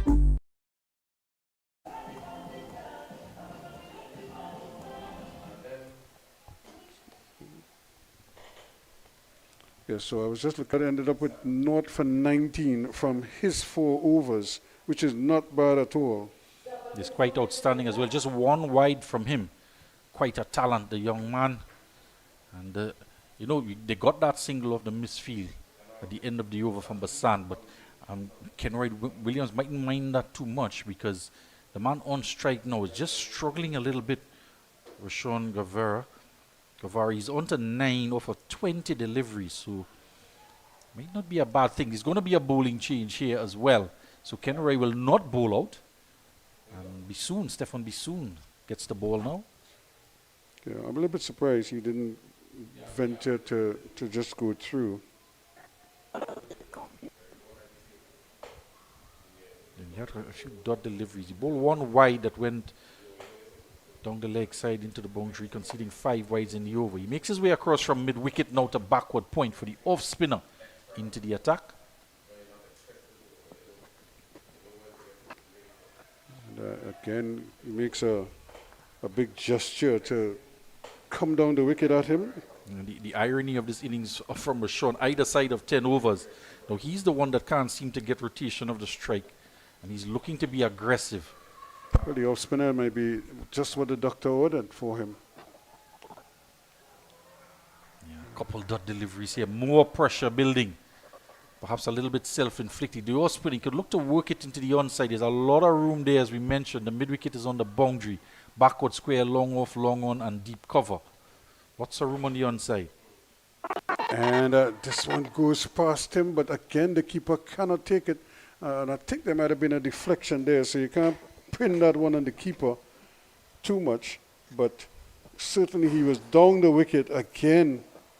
Came off the pad and then struck the boot of the keeper. Almost hit the off stump on the way through. So Joshua Davis is on strike now. He's not seen too many deliveries since the drinks break. And so much easier for him to manipulate the ball into the outfield, into the deep, and get the single. But now it's Guevara who is back on strike now. So the challenge is, can he finally get his timing back? And for some reason, he just seemed to have lost all sense of timing. He cannot find the middle of the bat right now. Yeah, we saw Davis. He's a very good player of spin. You saw him use the depth of the crease to work the single. But Rashawn wants to advance down the track. I don't know. Now, there's somebody out there with a message and I suppose giving him some water. And you would think that that is part of the discussion. You know, someone of you all have to get on with things here. And they're probably going to say to Guevara, well, you know, just go hard and see how many you get. And see if we could ride your luck a little bit. But if you get out, don't worry about it, you know. But you never know. He might get out, and then you know what happens after a partnership. You lose 2 and 3 quick wickets. Yeah. And things change. But you wanted to get Ikri Craig out for the middle overs as well, because remember Daniel Holder has 2 overs left, and Govaya has 1. So that is 3 overs against some quality bowling at the back end of the innings. Yeah, Williams has 1 as well. So 10 from 25 balls. And Andy Alexander is there, and first up, it would look like a wide, but it might have gotten a brush onto it, might have just gotten a touch onto that one. Yeah, clearly coming off of something, but it has to be said he missed out, because had he gotten something on it, Basanta is at short fine leg, either side of him, and he could have been in for a couple of runs at the very least. And again, plays this one nicely down behind square. But they'll only get a single. That's good cricket out there again from the young man Holder. He just glided across the outfield, and as he collected it, he just slid across as if he's on ice. Yeah, got to free up his throwing arm. He's looking at the bottom of his shoes as well. Again, just wonder how much spikes he has on, because he did slip when he was bowling at the popping crease. And this one is in the air. Could be out court. It's going to take some catching, and he drops it. Well, well, well. He got everything in position, and Clark put it down. Yeah, in stark contrast from the fielding we saw from Holder there, who got it cleanly in his hands. Clark was there. He had it covered. It was a good height as well. He's going toward the ball, and through his hands. Just wonder if there's a touch of a wet ball there as well. It can be very difficult, Ruskin, with the dew factor there. It did drizzle before the start of play as well. This white ball can be very difficult to catch if it gets any moisture on it. Yeah, but again, we always say, once it goes up into the lights, it's always a difficult catch. Bowled him this time, coming right across it. So it took him 28 deliveries for his 11 runs, but eventually he has to go. Yeah, I'm not sure if I was Kenroy Williams. Well, my personal opinion, how happy I would be with that dismissal. He clearly was targeting the stumps because he knocked the middle pole out of the ground. I would have been pushing it outside the off stump just to keep him a little bit longer at the crease. And he's trying to tug it in the air across the line. And the end of a very painful innings. Here now, another wicket falls. He hit the middle stump as well, straight out of the ground. And but the joy of taking that wicket might be tempered by the arrival of the crease, we would imagine, of Ikwe Craig. Yeah, the man with the red helmet, number 44, leading run scorer in the tournament, 350s to his name, as we have a look at that missed opportunity there from 7+2. Got to it quite well. He was quick to it and tried to take it as high as possible, but he just slipped through his grasp. And Alexander, who might have been disappointed that he didn't get Joshua Davis out, but he got the wicket of Rashawn Guevara. Here's the man, 70 high score, an average of 97, 194 runs to his name in 3 games. Yeah, he's batted well. He's really been leading from the front with the bat. And at times he hasn't had the support from the rest of the batting cast, but he's shown that he's quite capable of carrying the load. But he's going to have to, 2 things, he's going to have to get hot quickly because he cannot take another 2 or 3 overs to get into stride.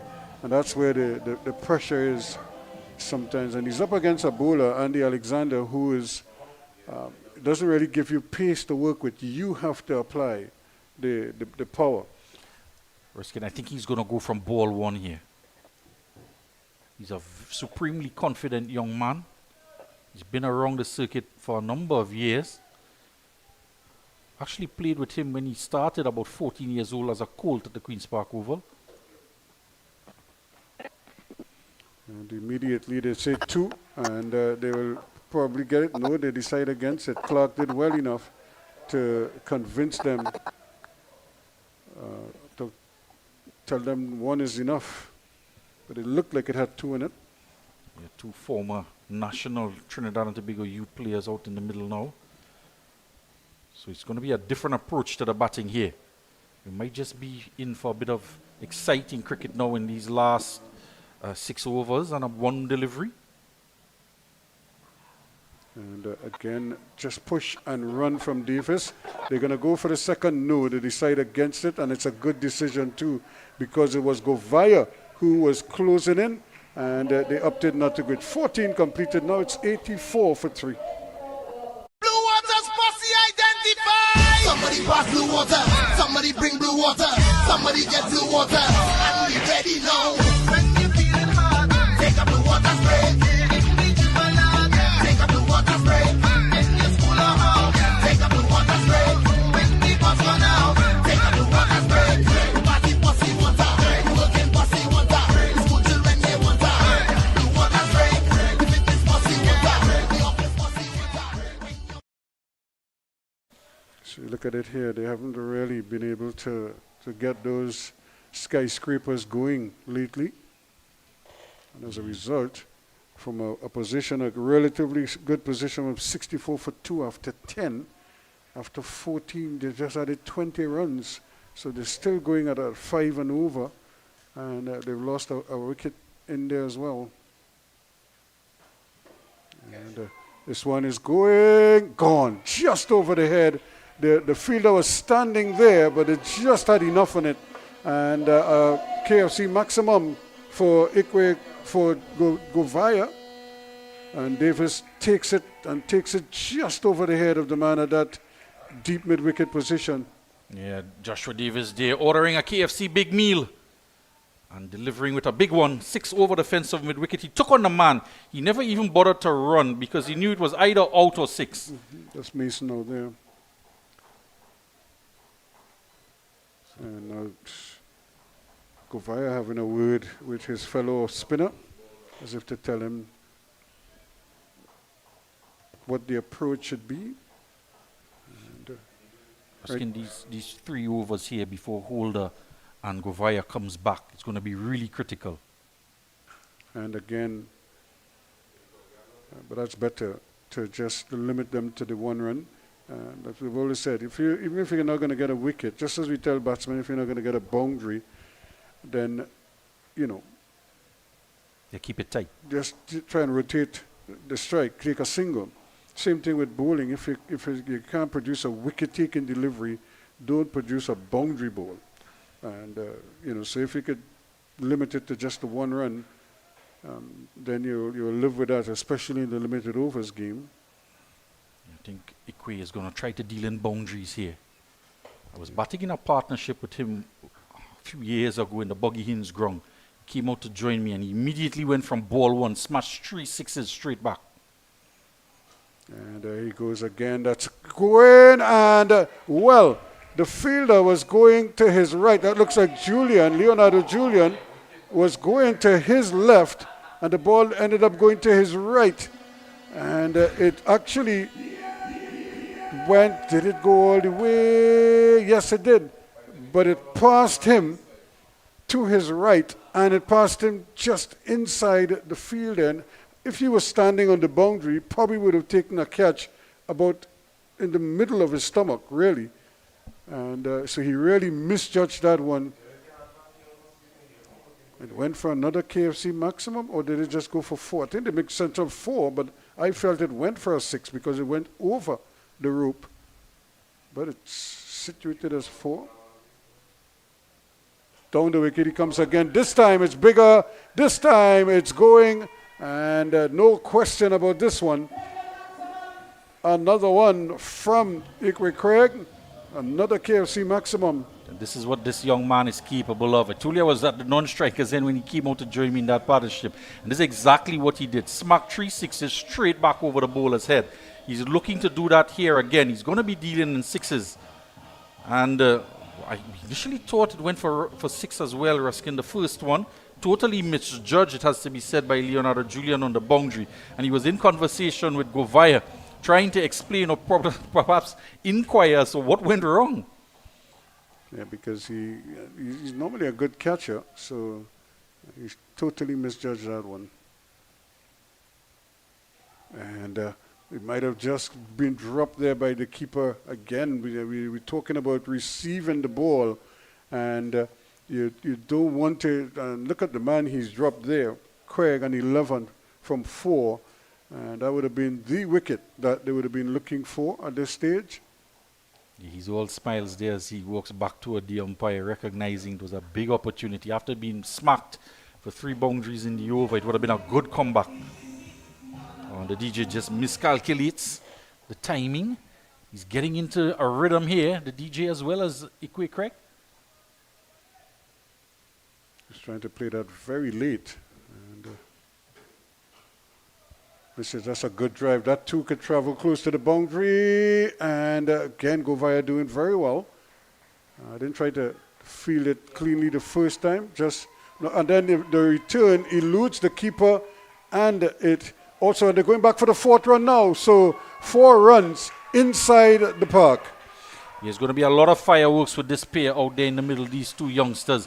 They're going to force everything. And that rifle throw coming in from Govaya after good work on the boundary edge at the wicket keeper. And it's a little bit of duo there in the outfield. And you're going to have to be careful with balls landing in front of the wicket keepers. It just scooted past the keeper. Couldn't get a hand onto it. Neither could Basant as he was backing up. It just ricocheted off of him. And it was a difficult stop for him to make as well. 105 for 3 now after 15. Yeah,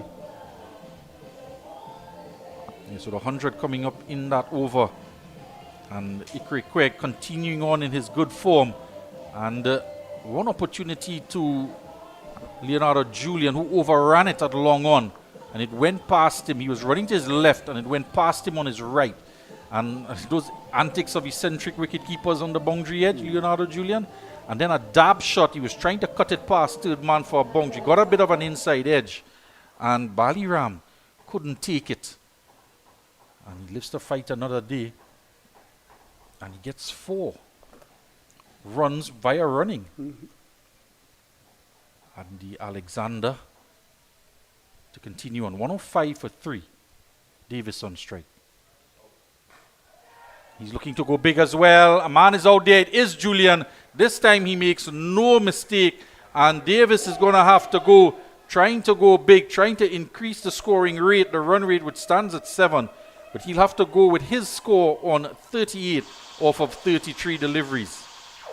Yeah, it was a good catch. This time he waited on it. He didn't move. It came right to him. And all he had to do was accept it as it came down.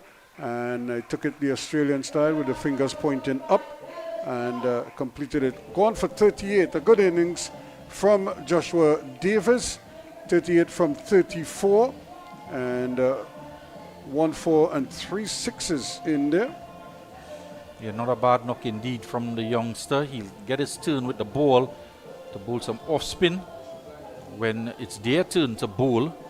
And a big wicket here for Glenora, trying to peg them back. The run rate was increasing, and would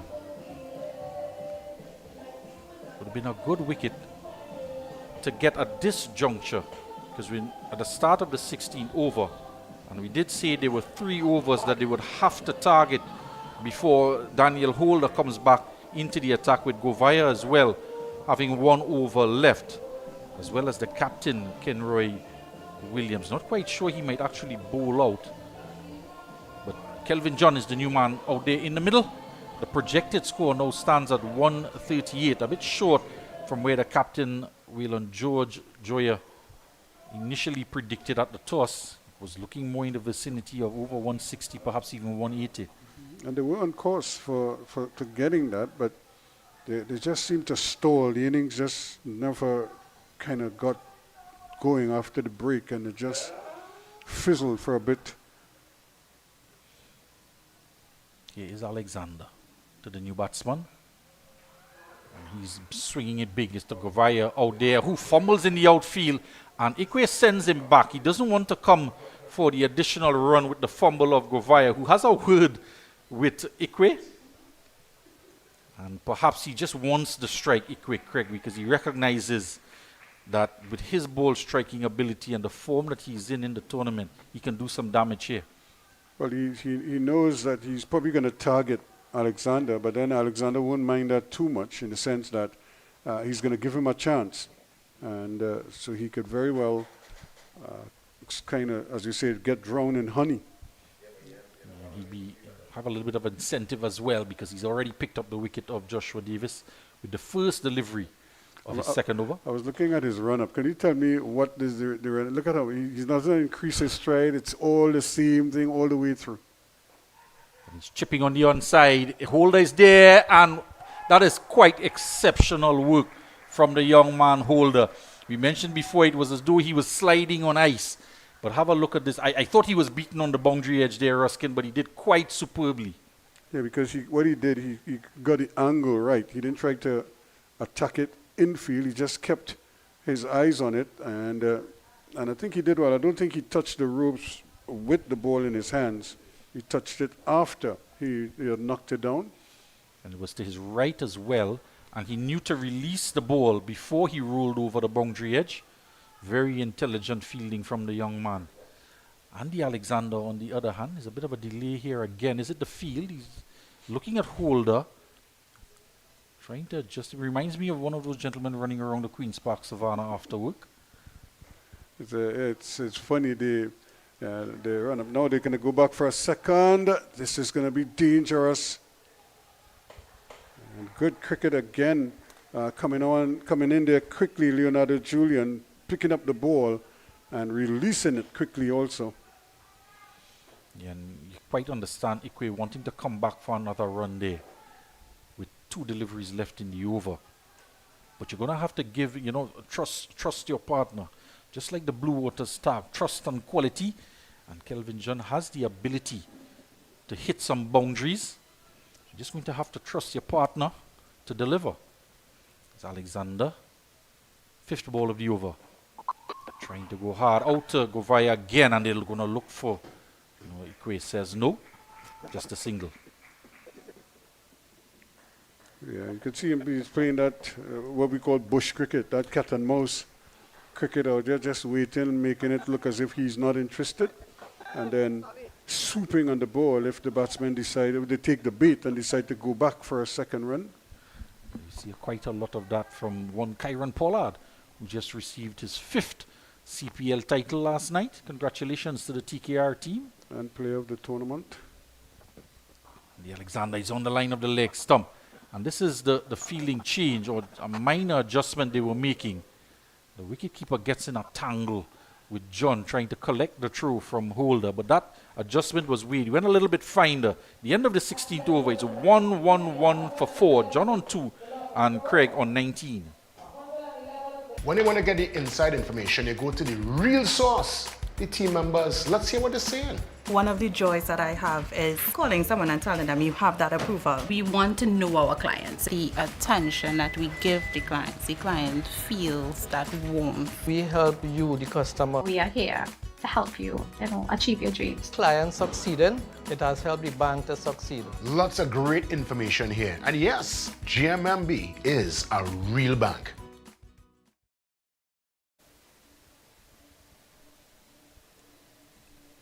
Welcome back to our coverage. 16 overs gone. Nelson is on the board. 1-1-1 for 4.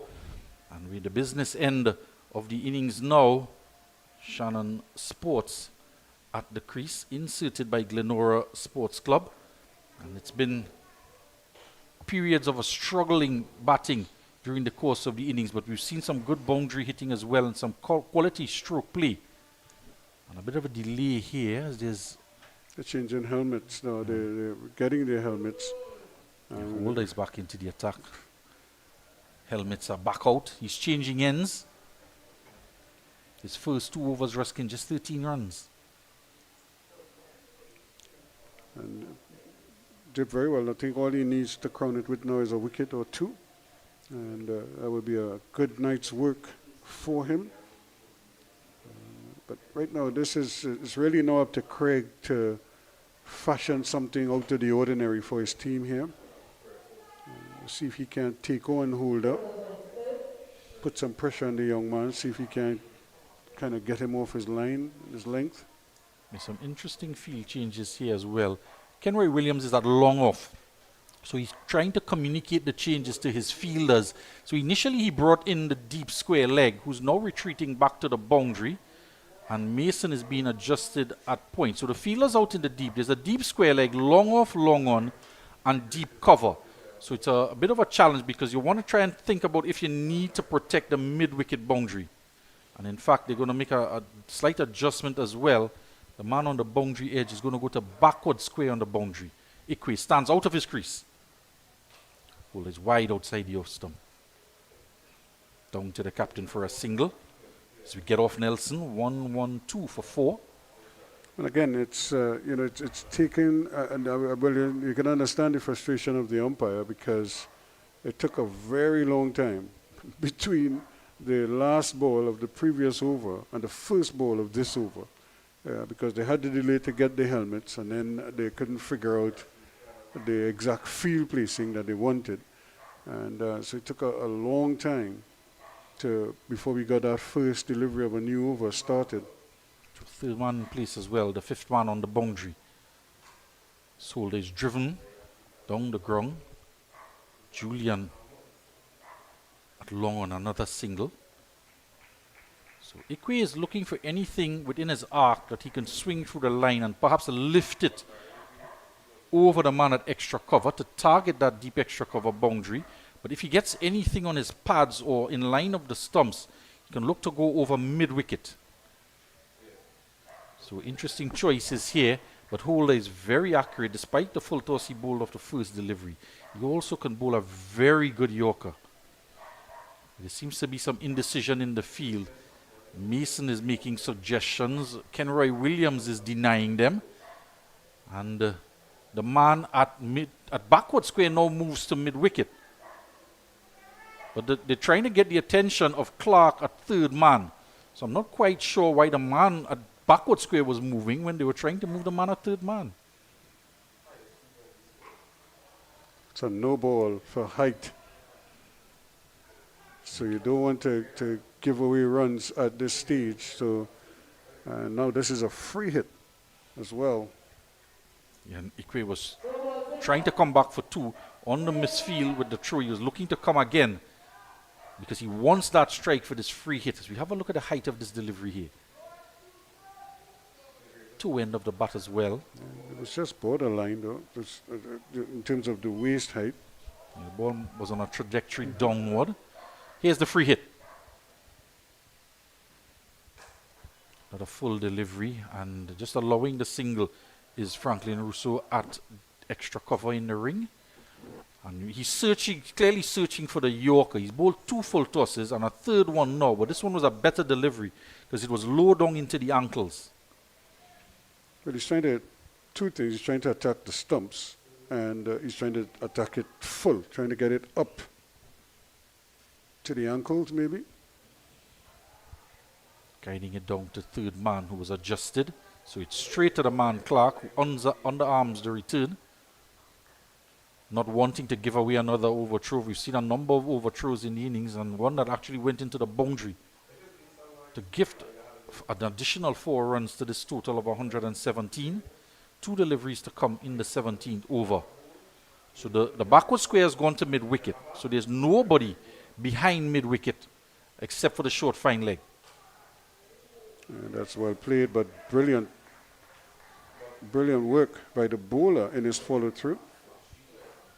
Now it's a risk, as you mentioned, because there's nobody, well, there's a short fine leg in the circle, and but nothing behind him. And he's not the quickest of movers in that position either. So definitely want to keep this one outside the off stump. He made the adjustment in the last delivery, and this time he's again into the body and striking him, let's just say high up on the thigh as the over comes to an end. 17 overs gone, and 117 for 4 as the run rate just under 7 runs and over. Yeah, so 117 for 4, and we consider at the end of that they got 6 runs in that over. And at this stage you want to be getting 10, 12 runs and over as often as you possibly can, because this is where things have to get, you have to get busy because you're going to run out of balls to face, because 17 going, you have 18 deliveries to work with now. And from those 18 you must be thinking, 2 runs a ball at least, possibly 3. And if you get more than that, well then you live with that. But you cannot afford to not get some big overs here. And you don't want to lose wickets because that breaks your momentum even more. Alexander to bowl his 3rd over now. So he is going to bowl out. He's going to bowl perhaps his final over here, because Holder has 1 left and Govaya has 1 left, and they will most certainly complete their spells or their allotment. He's short, and this is what he wants. Ikwe tugs it into the onside. It goes into the 2nd level in the pavilion, into the red chairs, and that's a massive hit from Ikwe Craig. That was a gift, because it was a rank long hop and it just sat up there, and then all he had to do was get under it and slap it into the stands. And it's not too far from us either. It's actually rolled all the way to the back of the seating, just to our left here. Fortunately for us, it wasn't in our direction. One, two, three for four. Yeah, that's the kind of hit that could damage the ball because it's hitting concrete, it hits in metal. And for all you know, once it hits the stand, then it bounces off the stand onto the ground. So it's going from concrete to more concrete. And no wonder why the umpire wants to have a look at it. Yeah, he's certainly solidifying his position at the top of leading run scorers. Ikwe Craig is on to 28 now. And 1, 2, 3 for 4. Is that another Nelson score, Ruskin? That was a gift. that was from Alexander. Here he is again. And a full toss. Hammered down and over the head of Leonardo Julian at long on. Valiant effort from him. And it's just over his head, but that was smoked over the boundary. Again, another gift, a full toss. And he just had to, again, just get under it. And a good effort from Julian, but another KFC maximum. He might have gotten a hand on it as well. And Ikwe Craig, who's dispensed with the helmet, just over the head of Longon. Perhaps got a hand on it. 129 for 4, Alexander, trying to complete this over now. 2 6s. They take a quick single here. And that's good cricket because everybody was expecting another big blast from him. And he decides, look, let me get off strike here. Yeah, I wonder if he bowled one too short because was he tempted that Ikwe sent the helmet back? But then he tried to bowl a Yorker. It was a full toss. And this dragged the length back again on this one and gets a single. So now he has the opportunity to bowl to John. 130 for 4. One step down the track. Ikwe is looking for 2. He runs the first one hard, but Julian is out there and just a single. And that's more like it. You want to keep the ball in the park. You don't want to bowl full tosses and rank long hops at this point in time because he doesn't really have the pace to go into the pitch and get the ball to kick off the wicket. Stuttering approach from Alexander. He didn't seem comfortable in the run-up there at all. A stutter step in the run-up and delivers a wide down the leg side. And these last 3 overs, Ruskin with Ikwe Craig, they'll be looking to target 30 runs, 10 overs in each of the 3 overs to come. And so far, he surpassed that. 15 runs in the over so far and still 2 balls to come. Yeah, this could be the over that they really turn things around here now.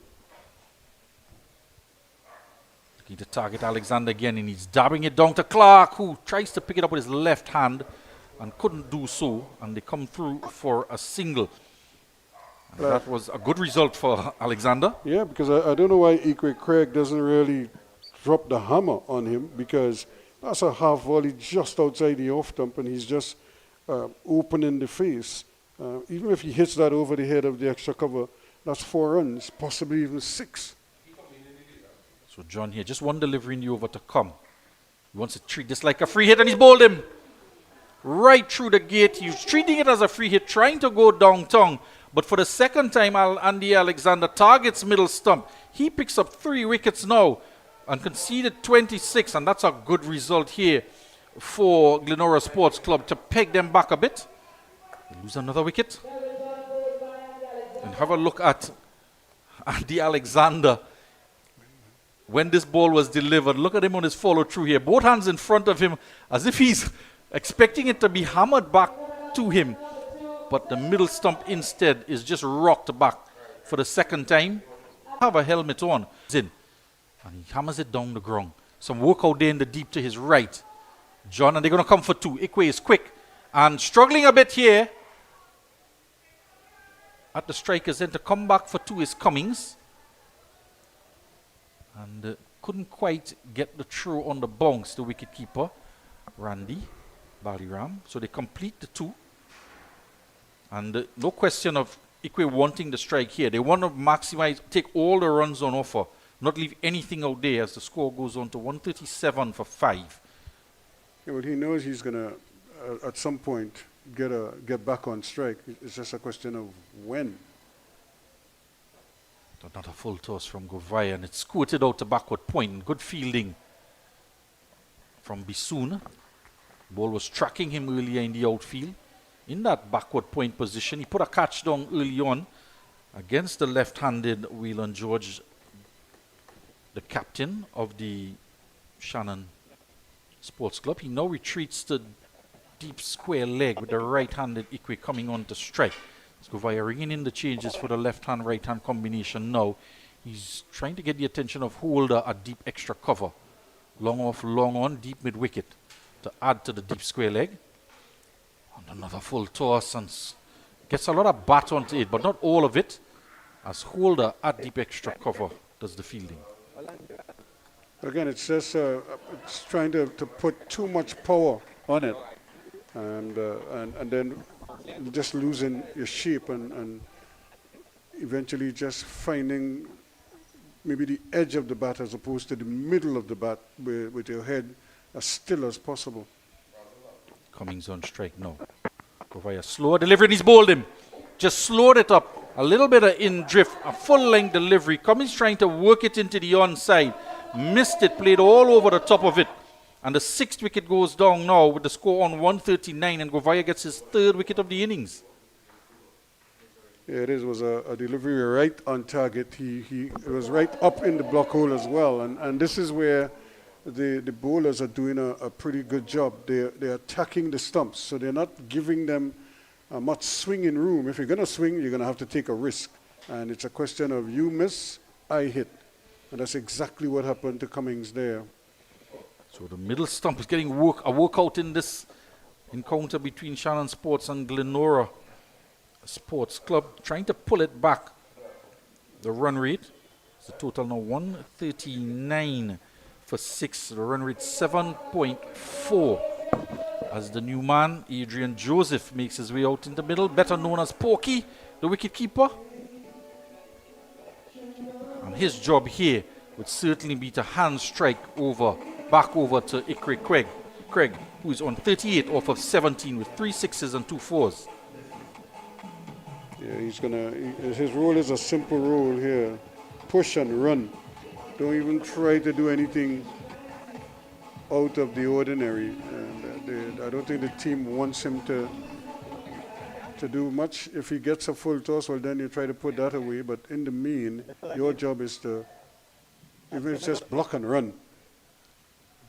Try and see how many times you could do that. Every time you come and strike, you're thinking of getting off strike. Just takes a couple guards, a middle and leg, as well as a leg stump. So he wants to know exactly where he'd be standing if he decides to back away, because he's looking to rotate strike here, certainly. And paddles it across and caught by Zachary Basanta. He's gone for no score. He was looking to fashion a shot here, Adrian Joseph, to paddle it around the corner, and picked out the man, Zachary Basanta, who makes a celebration with an archery type pose, just to indicate that he's plucked out the man, Porky, and he's gone for no score. Simple catch in the end, but you could understand what he was trying to do, and a little bit unfortunate to not get it in the right area. He was marking out his middle and leg as well as his leg stump, so he knew where he had to shuffle across to try and create that type of shot, and he could see the funny side of it. It's part of the modern game, if you know what I mean, where batsmen will attempt shots like that, and on this occasion it didn't come off for him. And what is worse is that 1, it's a dot ball, 2, it's a wicket that goes, and 3, it means that Craig is stuck at the non-striker's end. Now he's in a quandary. Do I take the single of the last ball of the over and run the risk of being off strike to start the final over? So it's a lot going on here at this point in time. Mr. Weathers would have another factor to take into account, Neil Komabach. He's also on a hat-trick, Mikel Govaya. 4 for 19. This is going to be his final delivery of his allotted quota, and he's on a hat-trick. Could he have a fifer? Doesn't get it. Govaya himself does the fielding, and there's your answer to your question. Ikwe Craig does not take the single. It was an easy single on offer. The end of 19 overs, 139 for 7. Pegged back in that over. Disappointing 19th over for the Shannon Sports Club. Yeah, like I said, that is the period where they really, you want to be going, at a rate of knots. You want to go be in full bore, but it's nothing happening there, and it's really a chance. Really, they missed a good chance here, probably to tack one another, just 8-9 runs. But instead of that, they lost 2 wickets. And the over started off with a shoulder height no ball. Plus a free hit. It was a free hit that Cummings came into strike. They ran 2, so Ikwe couldn't get back on strike. Then there was the single. Ikwe could only get another single on the 3rd legitimate delivery of that over. And then 2 wickets on the trot from Govaya. Cummings went for no score. So did Joseph. And all of a sudden, Govaya, after that first shoulder height no ball, was on a hat-trick for the final delivery of his over, his allotted over, and the 19th over. So he finishes off with figures of 4 overs, 1 maiden, 4 for 19. Immaculate figures in the context of the game. With the total on 139 for 7. The new batsman has made his way out to face the hat-trick Neil Komabach. So he is on the non-striker's end as they refuse the single of the final delivery of the Govaya over on the 19th over. So the helmets are back on the heads of the batsman, and Holder has the ball in his hand to deliver the final over of this Shannon Sports innings, being inserted by the Glenora Sports Club. So I don't think they'll be so disappointed, Ruskin, with the total that they get so far. No, this is it represents a bit of a recovery for them after they mustered just 39 in the power play. So they've been steadily building. They just haven't been able to accelerate. Ikwe is on strike, and big booming drive off the inner portion of the bat. And thinking about the second, but Julian is there, coming in from long on. The shouts of well done, echoing in the stump mic. So Ikwe is off strike now, with 5 deliveries to come in the final over. Yeah, you had to go for that second run, and the batsman, Komabach, must have always been thinking 2. Here's Holder. The Komabach on, he's struck. Ikwe is already halfway down the track, but of course Komabach couldn't come through for that single there. Struck with a short pitch delivery from Daniel Holder, and no concussion test for him. He ducked into it, took his eyes off of it. Perhaps did it strike him on the shoulder, or was it just the helmet? It probably struck the helmet as well. But he's a tough guy, so he doesn't even shake it off. He doesn't flinch. He's smiling, Holder again, as he approaches. And he just doesn't deliver. He's looking at Ikwe because he realized Ikwe is going to be scampering down at the next end, so he doesn't release it. Also, he doesn't release it to effect the run out because Ikwe never broke the crease. Well, I think now you must be thinking, all right, you bowled a short ball already. You could bowl another one because it wasn't signaled as one in the over to this batsman. Well, the exciting finish to the final over, backing away. And lets it go for 4. I say lets it go for 4 because Ikwe wasn't coming back for the second. But you gifted them 4 runs there. Could he have stopped that, Ruskin? He could have, but he went with his legs. He never got down to it.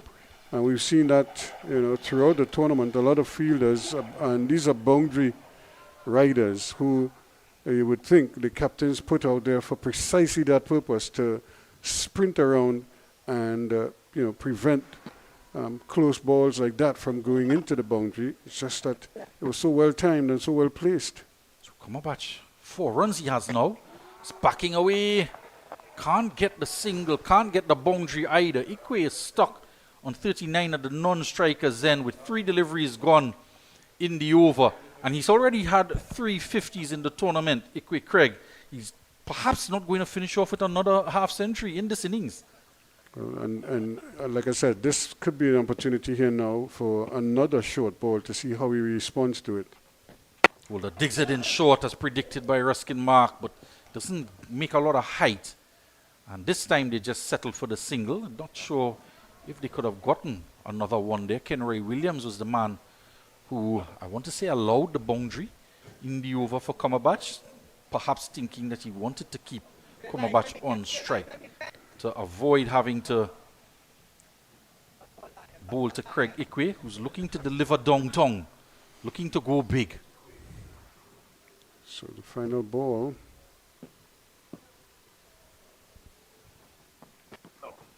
Off the inside edge. It calls for 2. It's out to mid-wicket. Govaya is there. They're going to come back for the second run and finish off the innings on, or they're going to get a third. They're going to attempt a third as Ikwe calls through with a bit of a fumble.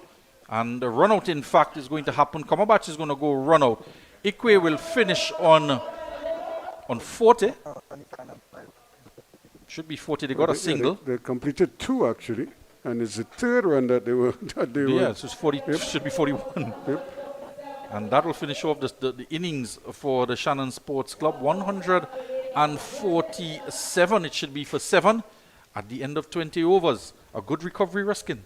Yep. It represents a good recovery, and it also gives them a fighting chance with the ball, because now their bowlers are going to have to come to the party here and see if they can't limit their opponents to under this tour. Now, this is a good opportunity for Shannon to show their Shannon Sports to show their capabilities, although you have to say Glenora Sports was thinking 147 shouldn't be that difficult, but cricket is a strange old game, so you never know.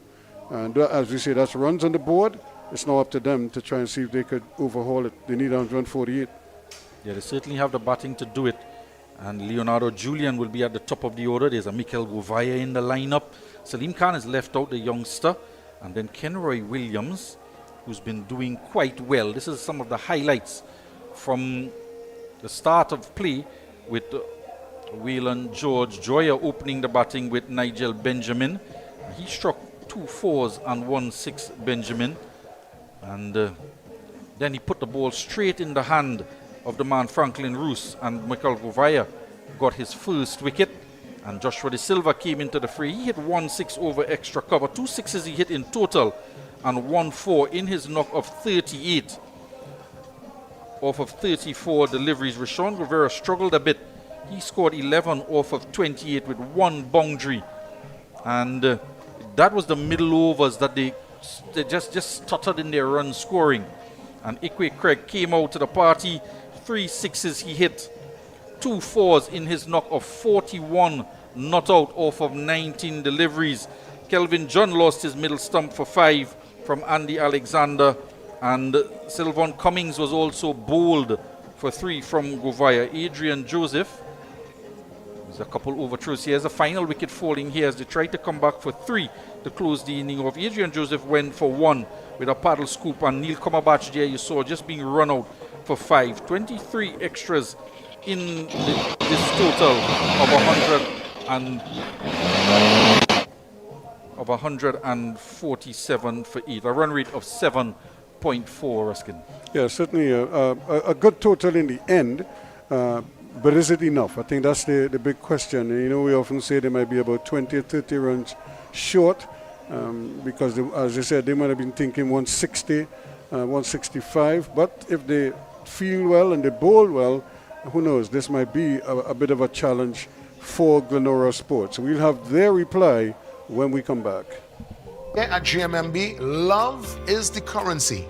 And let's show you how we are able to transfer that energy into real conversations. How important is it for the client to be recognized and not to feel invisible, to feel like just a number? At GMMB, everybody is seen as an ideal, important client. And we give everybody the same level of respect, the same level of acknowledgement, and we deal with you to suit based on that vision of love. GMMB. It's banking for real. Blue Water's posse identified. Somebody pass blue water. Somebody bring blue water. Somebody get blue water. And we ready now. When you feeling hard, take a blue water spray. Take a blue water spray. In your school or house, take a blue water spray. When the bus run out.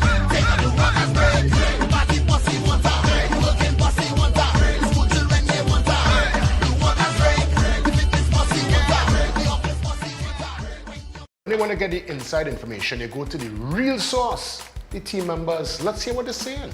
One of the joys that I have is calling someone and telling them you have that approval. We want to know our clients, the attention that we give the clients. The client feels that warmth. We help you, the customer. We are here to help you, achieve your dreams. Client succeeding, it has helped the bank to succeed. Lots of great information here. And yes, GMMB is a real bank.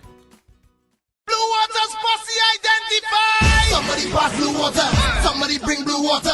Somebody get blue water. And we ready now. When you feeling hard, take a blue water spray. Take a blue water spray.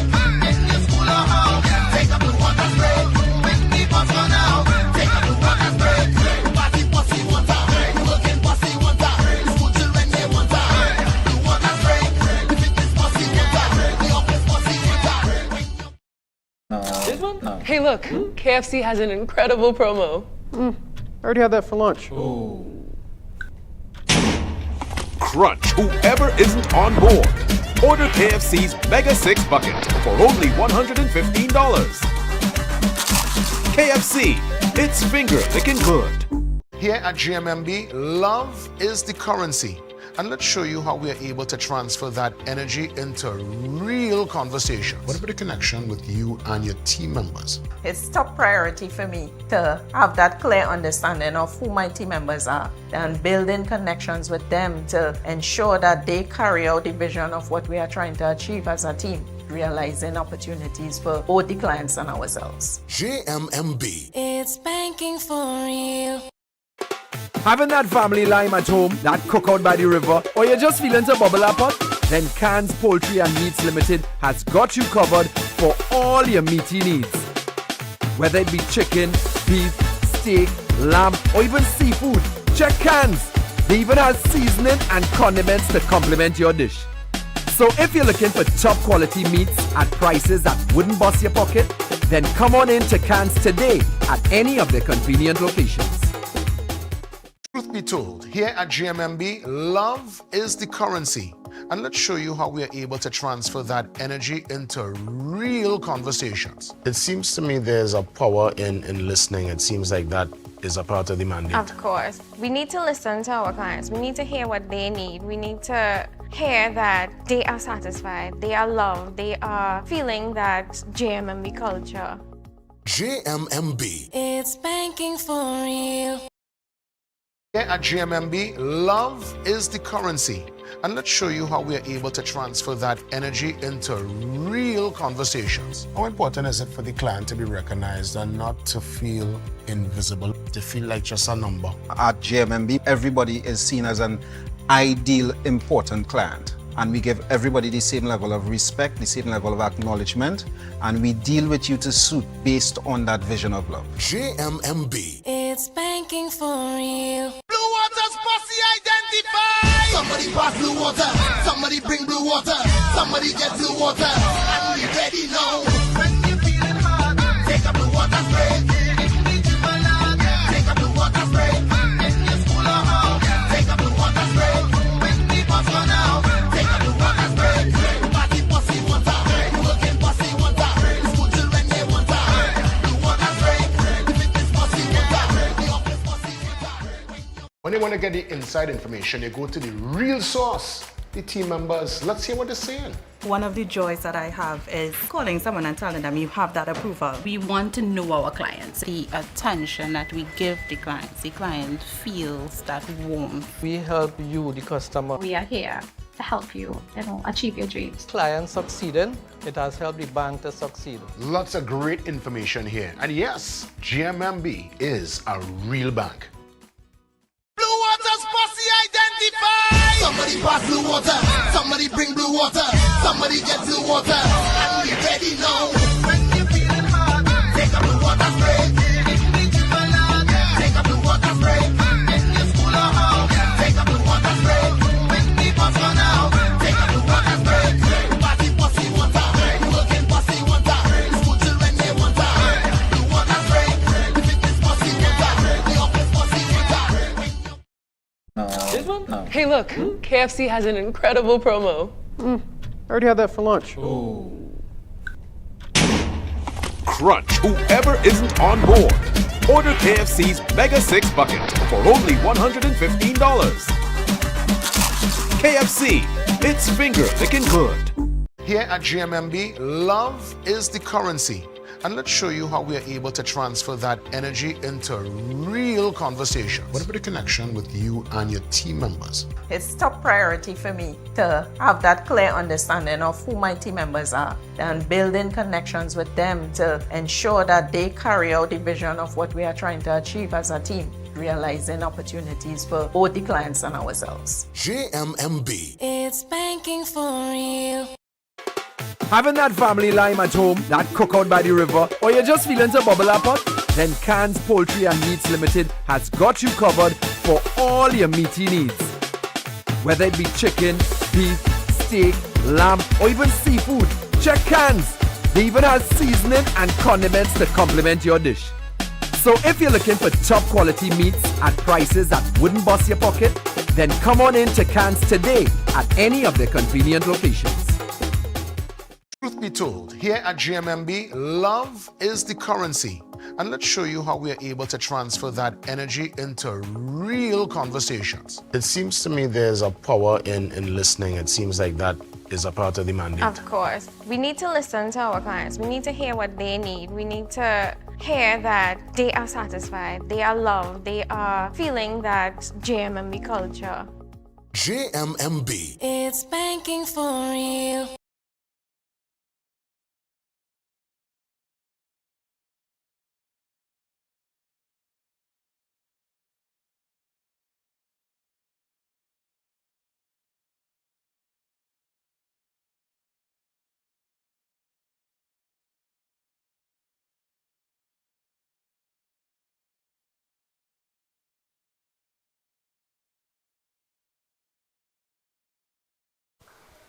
Okay, so welcome you back here. We're waiting the arrival of the teams, and of course, Shannon Sports will be hoping now they can really put the squeeze on Glenora and try their best to limit them under the score of 148 that they were 147. You really want to win it outright. You don't want the scores level at all, and try and see if you could do the business with them. Julian, I would imagine, would probably be playing a crucial role here to give them a positive start, especially in their power plays. Yeah, the highlight of the innings for Shannon Sports Club was Ikwe Craig 41 not out, and Joshua Davis 38 he made. Nigel Benjamin 19. To pick up the bowlers, Mikel Govaya with returns of 4 for 19 off of his 4 overs, and Andy Alexander 3 for 26. And he didn't complete his quota. He bowled 3 overs. And the other side of the coin here, the 2 openers out there in the middle, Leonardo Julian, former Trinidad and Tobago youth player, as well as in the setup for the Trinidad and Tobago squad for the regional tournament, just completed this year. Didn't make it onto the final 11, but that is the ability of the young man. Keon Mason is the man who will take full strike, and the leading wicket taker in the tournament, Sylvan Cummings. Of course, when you consider Leonardo Julian and the name Julian, obviously Bernard Julian comes to mind. And but Bernard was an amazingly talented cricketer, whether he was a bowler or as a batsman, whether he was a spinner or a seam bowler. And or in the field, he was a very accomplished fielder. He was left arm, and he did exceptionally well at all levels, whether it was at the youth level, at the national level, at the West Indies level, at county championship level, playing for Kent. He was really an amazing talent. Plus, to his credit, he does have a test match century at Lords, so he knows a thing or two about batting, bowling and fielding as well. So here we go with Mason, trying to see if he could give his team a big start here. By comparison, after the first 6 overs, they were 39 for 2, Shannon. And stroked away immediately. That's nicely played, and that is going to run and but it's not going to get to the boundary. It's actually going to stop, and they should get a third run. Yeah, Weathers was the man chasing it down. He seemed reluctant to take off after it. And even though it wasn't going for 4, but if it was going for 4, Ruskin, he still have to get the ball. So he had no choice but to chase after it.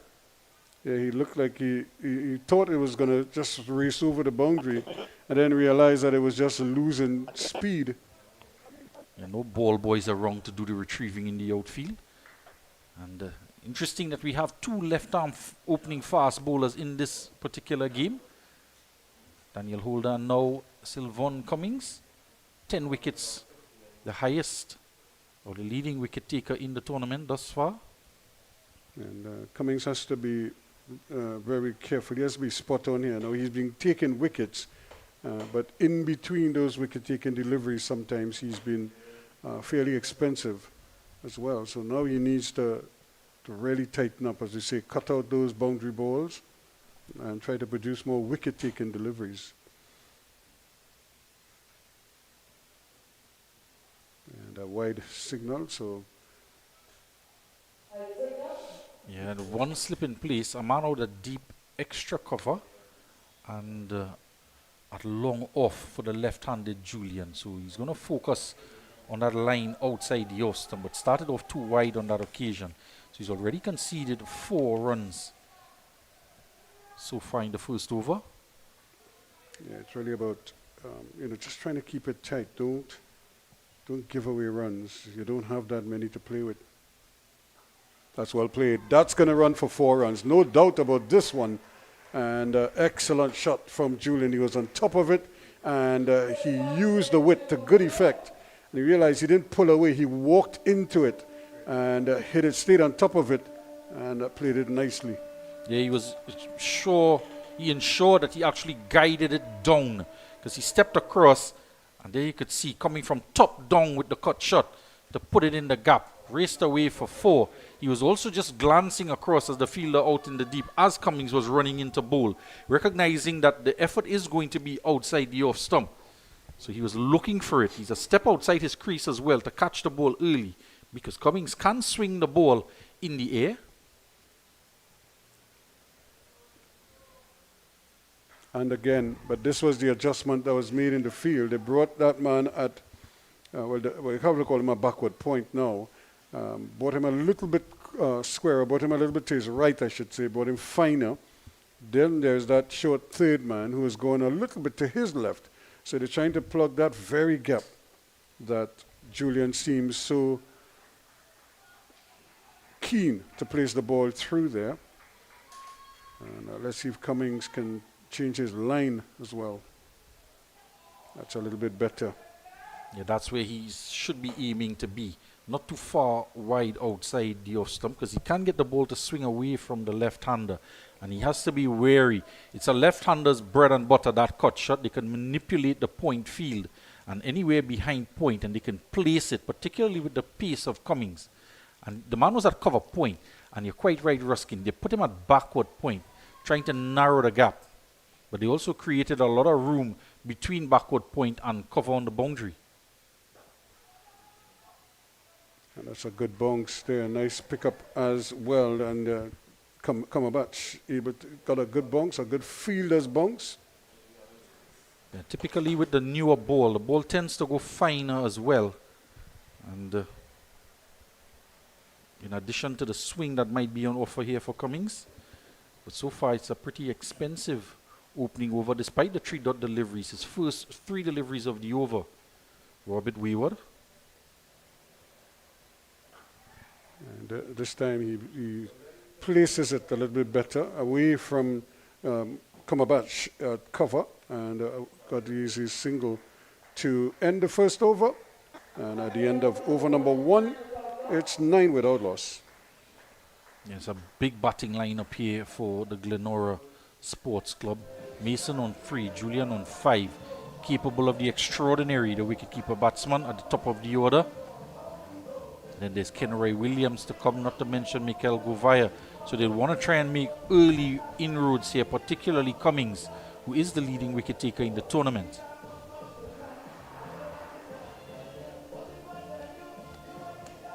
So 9 without loss after one, but in their first over, they just had 1 run on the board, and then they were able to steadily increase. So we'll see how they kick on from here. Komabach looks to be the man being introduced into the attack, the off spinner. So already Ikwe at long on. Just looking to see who else is out in the deep. So far just a one man. Or extra cover is now retreating. In fact, it's the left-hander, yeah. So long off rather for Ikwe Craig. So it's a man at cow corner now for the left-handed Julian, who is sitting deep in his crease for the off-spinner John. And again, because of the Julian and some of these players would have played at a higher level, you know, in the National League or with the national team or close to the national team, played West Indies youth team. This is a level where he must be thinking, I could get 2 bad balls in every over. And if I capitalize on that, you know, that's either 8 runs or 10 runs that I can get every over without any bother at all. And the rest of the deliveries, I can just push around, take a single, get 2 runs, or if I get another bad ball, then I deal with it.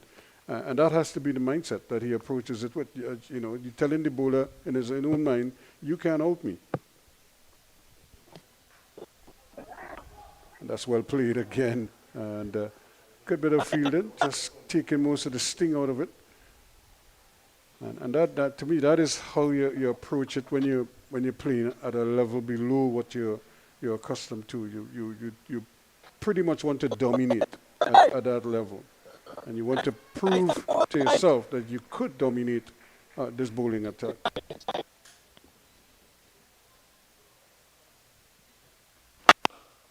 Well played, brilliantly played. Into the gap it goes, and that's 4 runs. Yeah, effortless shot there. It was a full toss. And the man of the caliber of Leonardo Julian puts it away with ease.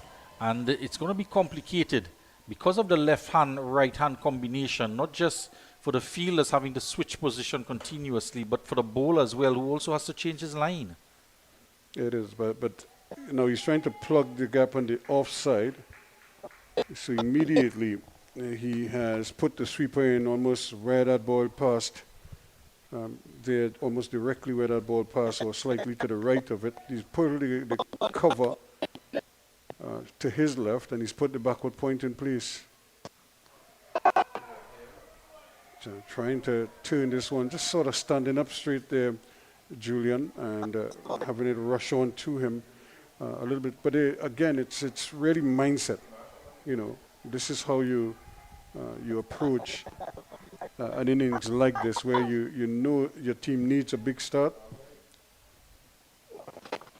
and you take the responsibility. That's brilliant, excellent shot indeed, and really a new KFC maximum there, the first of the innings. And Leonardo Julian is off and running here now.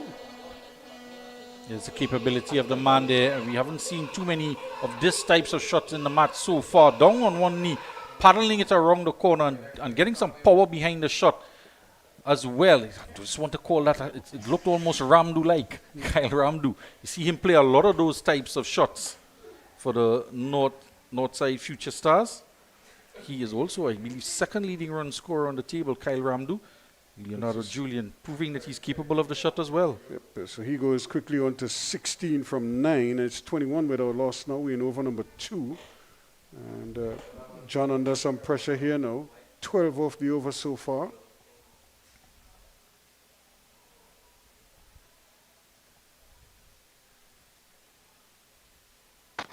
And it's going to end with 12 coming from that over. So 2 in the books, 21 without loss. Truth be told, here at GMMB, love is the currency.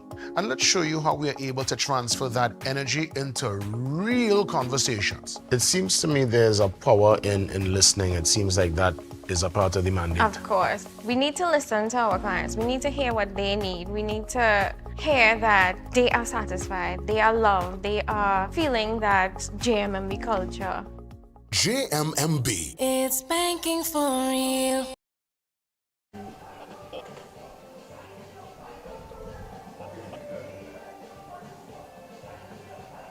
So again, 127 from 108 deliveries. So they're not, actually they're pretty much on course here. You know, question is, can they keep going and can they avoid losing early wickets? As well, Ruskin, they're going to ask themselves the question, how much overs are they going to give Cummings at the start of the innings? And that's well played, but there's cover out there. And just a single from it. But again, you could just feel how the ball is coming off the bat. He's a big man. And giving it a good whack. Yeah, power hitter. Mason, 22. Now, first delivery of the third over completed. Because if Cummings is not being effective at the start of the innings, he is your leading wicket taker. You might just want to hold him back, just give him the 2 overs and try something a bit different. Yeah, see who can get a breakthrough for you, if he can do it. And Julian again fishing there. The foot went down the wicket but didn't go across to the ball. Now he's rehearsing a totally different shot to the one he played. Yeah, the more traditional shot to get the right part across. And that's a good take as well from the wicketkeeper Joseph, a man also known as Porky. He's been around the FETMAT circuit as well for a number of years, the wicketkeeper. Quite accomplished, good man with the gloves. That one just wobbling a bit and a little hint of movement as well after it passed the bat.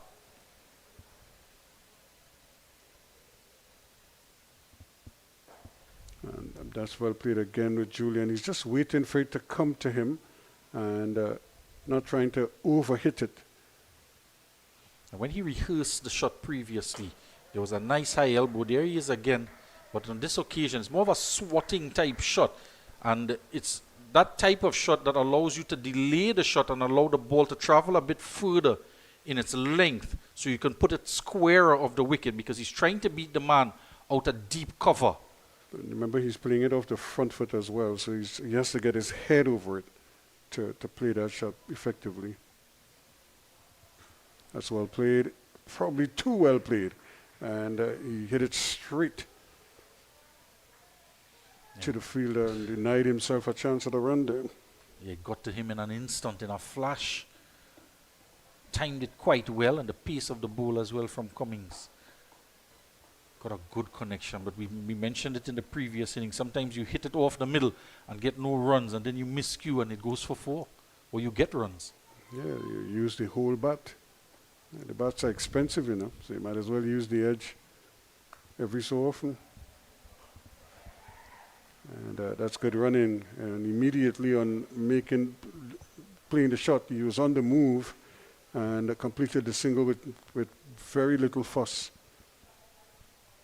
That's more like it. If you're not going to hit a boundary, just rotate strike and you know, that left-hand, right-hand combination can work for you and allow it to work for you. So good over here from Cummings. He went for 9 in the first over. Started off shakily, conceded 8 runs, including a wide off the first 2 deliveries. He's come back well in this over. And that's well played. That's going as well. That's traveling. And that's a beautiful shot there again from Leonardo Julian. Timing and the placement is all that required. And he picked it up full and he just really manipulated it down to wideish long on for our boundary there. So he keeps pushing on and the runs keep coming. And another over that potentially was going well until the boundary. 28 without loss now after 3. Yeah, I was just singing his praises, but on the final delivery of the over, he tried something different. He tried a slower delivery, turned out to be a full toss, and the change-up didn't work. Perhaps he would have been well suited just to deliver the traditional ball on that 4th, 5th stump line. But it wasn't to be, and 4 runs to the total. Yeah, you look at the towers already, they're a bit bigger than what we had from Shannon Sports early on in their power play. And, so they had 1 off their first over, then they had 8 off the second, and then they had 7 off the third. And here they had 9 off the first, and then they then put 11 or rather 12 off the second, and now they added another 7. It's prompted a change here. They're going to introduce Joshua Davis early on in the piece to bowl a 4th over inside the power play. And replacing Kelvin John. Man out a deep mid-wicket for the right-hander and a wide long on as well for the off-spin of Davis. So Davis, who can pick up wickets, in fact he's shown that already in the tournament. They're going to rely on him here to do exactly that, but then he has to be careful because this fella is pretty strong, and that one just sailed out the ground. Another KFC maximum, 2 key on Mason, and he doubles his score with 1 swing of the bat. I think that one is on the roof for a skin. It was dragged down from Davis and dispatched in CPL style on the roof of the Diego Martin Sporting Complex. That's a massive strike. From the big man. Yeah, I wonder if he knows that it's as expensive to repair the roof on a building like this. Well, we heard it from here, just making a loud song on top the roof. A good thing it wasn't in our direction as well, Ruskin. We could have been ducking here in the media center. And we're going to have a ball change as well. So not a good start here from Joshua Davis. First delivery being a hit out of the park. Well, if it goes on the roof and then bounces over, I wonder if it stayed in the compound, if it bounced over the road. And now if it did that, bounce on the road and go over that road, it goes into the community center compound on the opposite side now. And then that would be a KFC mega deal. Well, then imagine your car, you feel you're safe. You know, I wasn't thinking about that, Ruskin, Mark. But now I have to go check my vehicle because I'm parked exactly in that direction, just beyond the roof. Yep, you know, because you're thinking, where did this ball actually go? Because I thought it hit the roof and came back, but it hit the roof and went over the building. So, an almighty swing. And that has prompted a ball change. 34 now without loss. So they're really off and running. And they're just 5 away from the power play total that Shannon got. Short ball again. And he's going to get some more runs here. Probably a second if they hurry. And they will. And Julian started to amble and then had to pick up the pace. But he made it through safely. So Davis under a little bit of pressure here to start off with.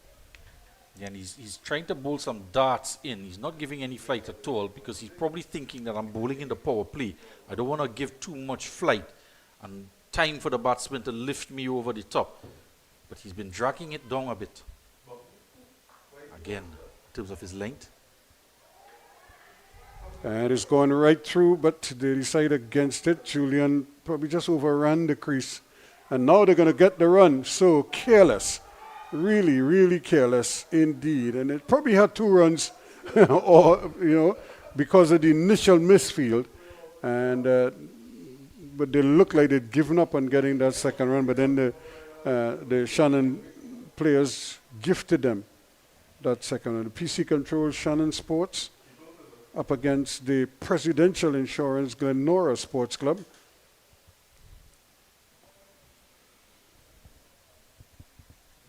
And again, he's really hammering the ball. And the ball is coming off the bat. There's this loud sound when he hits it. And he didn't really middle that one as well. He's looking at the bat now. When he hits it, it stays hit. Yep. He has really all the mannerisms of Rakeem Cornwall. He looks like him. He probably patterns his game against his. He opens the batting as well in the T20 format. At times, Rakeem Cornwall. And hits the ball a mile, as they say. No Julian. He's quite a good slipper as well, Raheem Cornwall. Yep. I think out of necessity, because he's not the quickest of movers in the field, so you kind of put him where he could be an asset rather than a liability. And that's well played, and they won't get the run. Good bit of fielding there from Craig. Yeah, no flight at all, and he's not pitching any length deliveries either. Yeah, this is two Queen's Park men here up against each other, so you would imagine Julian would know what Davis is about. And two U-team stars as well. And again, but this time it goes right through the gate. They won't get a boundary, and but they'll be content. Actually, they just settle for one. And you'd think that there was more than enough time there for them to get the second run. Now look at how easily they completed the one, and then they just seemed to switch off. And Julian thought about it, but then they decided against it. So it's the end of the over 4 completed. It's 40 without loss. Here at GMMB, love is the currency. And let's show you how we are able to transfer that energy into real conversations. How important is it for the client to be recognized and not to feel invisible, to feel like just a number? At GMMB, everybody is seen as an ideal, important client. And we give everybody the same level of respect, the same level of acknowledgement, and we deal with you to suit based on that vision of love. GMMB. It's banking for real.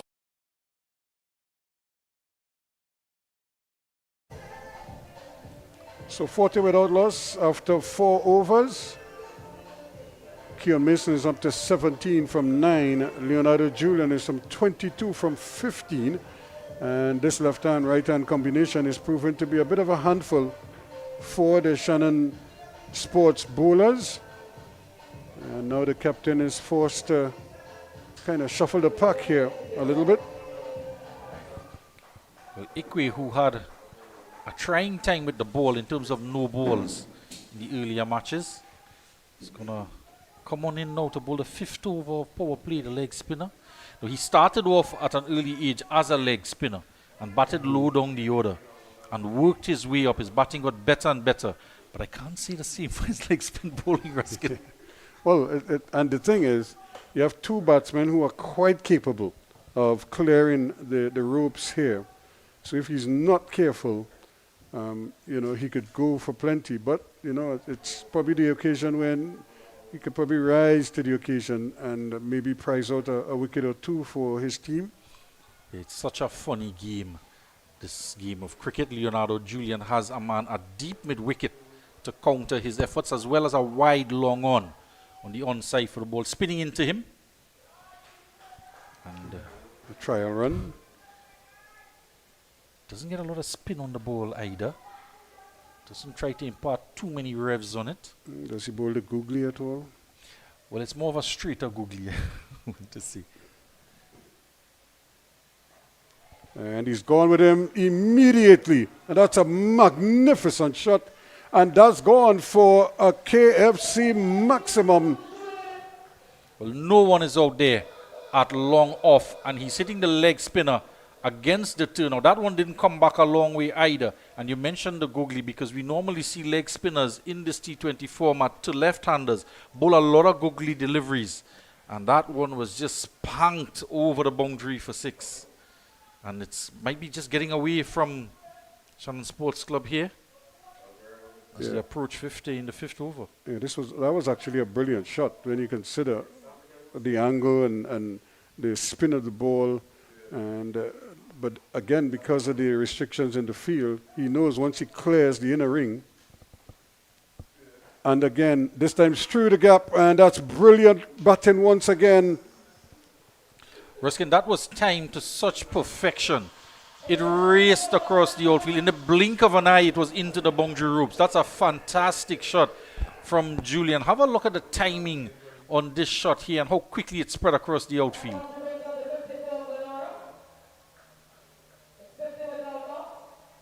That's brilliant batting. Again, 50 on the board now. It was a bit uppishly, but away from the man, diving away at cover. And Could only retrieve it from the boundary. So already expensive start for Equi. Dangerous to bowl him in the power play. Yeah, because you can't cover all the bases. You have a long on and a deep mid wicket. And again, they probably missed out there because Julian was in control of that and probably could have just placed it a little bit better. So he could have easily picked up a single there, but you won't hold it against him. He already has 10 off the over. And maybe that is what he was waiting on, because that's 4 more. Yeah, and in a flash again, a square drive this time all along the carpet, races across the over. Now Ruskin is bowling everything outside the off stump, but his protection is on the onside, on the boundary. So they're going to have to think about this. If he's going to bowl that line, you want to have a man sweeping on the offside, or in fact, a man at the long one. But Julian is such a capable batsman that he might just tuck you in the onside. Well, they've put the man out there now, and but they're going to have to bring the long on into the circle because the deep mid wicket is still out there. So they have men on both sides now trying to protect the boundaries. And let's see how he adjusts to that. This time they're going to get the single. And so again, good cricket, good out cricket, good response, a good early call, and the immediate response. I think that's the right move as well, because he's holding that off-stump line. So you want to give him protection on the offside. And you've got to have some self-belief here, Craig, and not to drag it down or bowl on the stumps now. Although you have a man at deep mid-wicket, another man. So he did quite well there in that delivery, bowling to Mason now. As the field changes over. Yeah, so he's pushed it long off, back on the boundary. The man at cover, deep cover is on the boundary. He's brought in the square leg to a mid-wicket in the circle. And he's gone, it's in the air, but nobody's going to get there, and they're going to go back for a second run. So again, once you get it past that in the ring, it's difficult for the fielders to catch up with it. A fairly expensive over. The first from Equi Craig. And so 57 without loss after 5. Yeah, the 50 coming up in that over. That very expensive over from the leg spinner being introduced to bowl the 5th over in the power play. And the options they had, just the 2 overs from Cummings, and he went for 16. He was withdrawn from the attack. They tried to do something different. John was expensive at the first over from the northern end. He conceded 12. And Joshua Davis didn't do his team any favor. He also conceded 12 in the first over. Yeah, it's been 17 came off of that over. And so they're really putting themselves in an impregnable position here. And they're doing it with very little risk-taking. They're just taking what the bowlers are giving them, and they're giving them a lot to chew on. Well, what this is going to do for Glenora Sports Club, their net run rate in 2 games was 1.35. And if they chase this down in quick time, because they're battling against, they're going to come up against the Savannah boys, whose net run rate is 2.87. So if they're looking for 2 wins in their last 2 games, this one included, they're going to look for that run rate to push them into that first place. They probably get to the first place based on points alone, because they have 2 games, so they already have 3.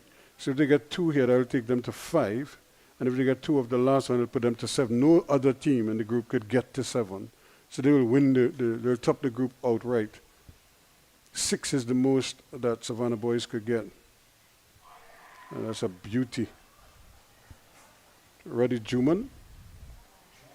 Nice piece.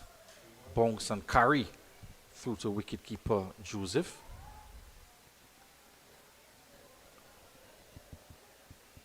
That's the type of delivery you want to produce time and time again as a right-hander bowling to left-handers, starting on the stumps and the angle, taking it across the left-hand batsman.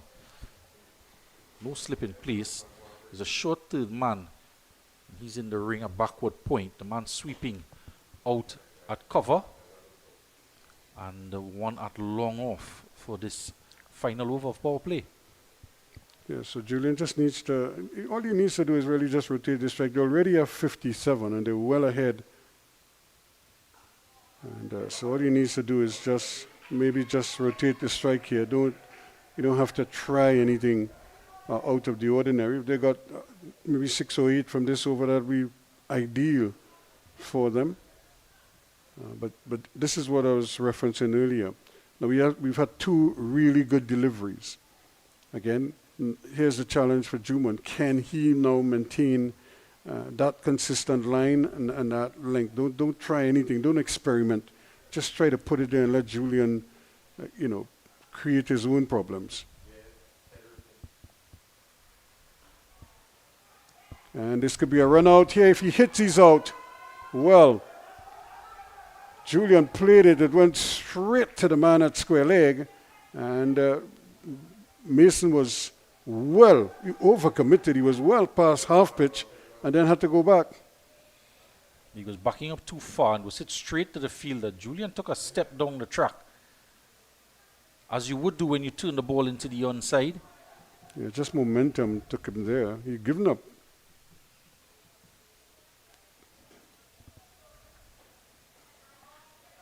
And now Julian wants to single, and he can't get off strike. So both batsmen the communication, I suppose.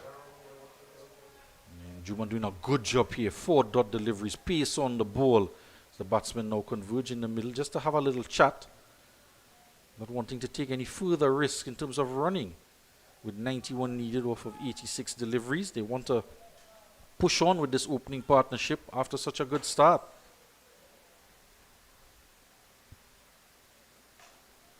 And he's going with him now. And this is what I was saying. You know if you just bat long enough, you're going to get 1-2 deliveries every over that you can, take advantage of. And there was a nice little half volley right on his legs. And all he had to do was just go through the line. And it picks up another easy boundary.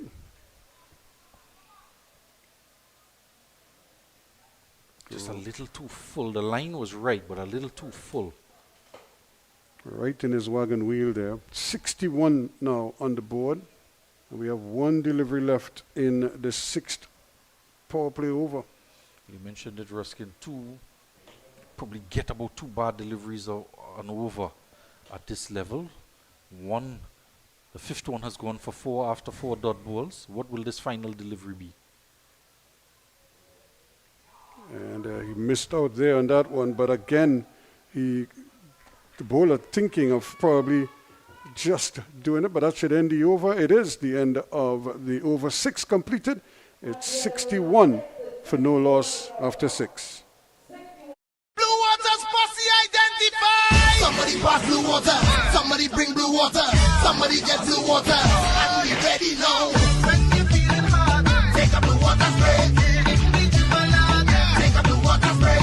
In your school or home, take a blue water spray. When the bus run out, take a blue water spray. Party posse water. Working posse water. School children they water. Blue water spray. If it is posse water, the office posse water.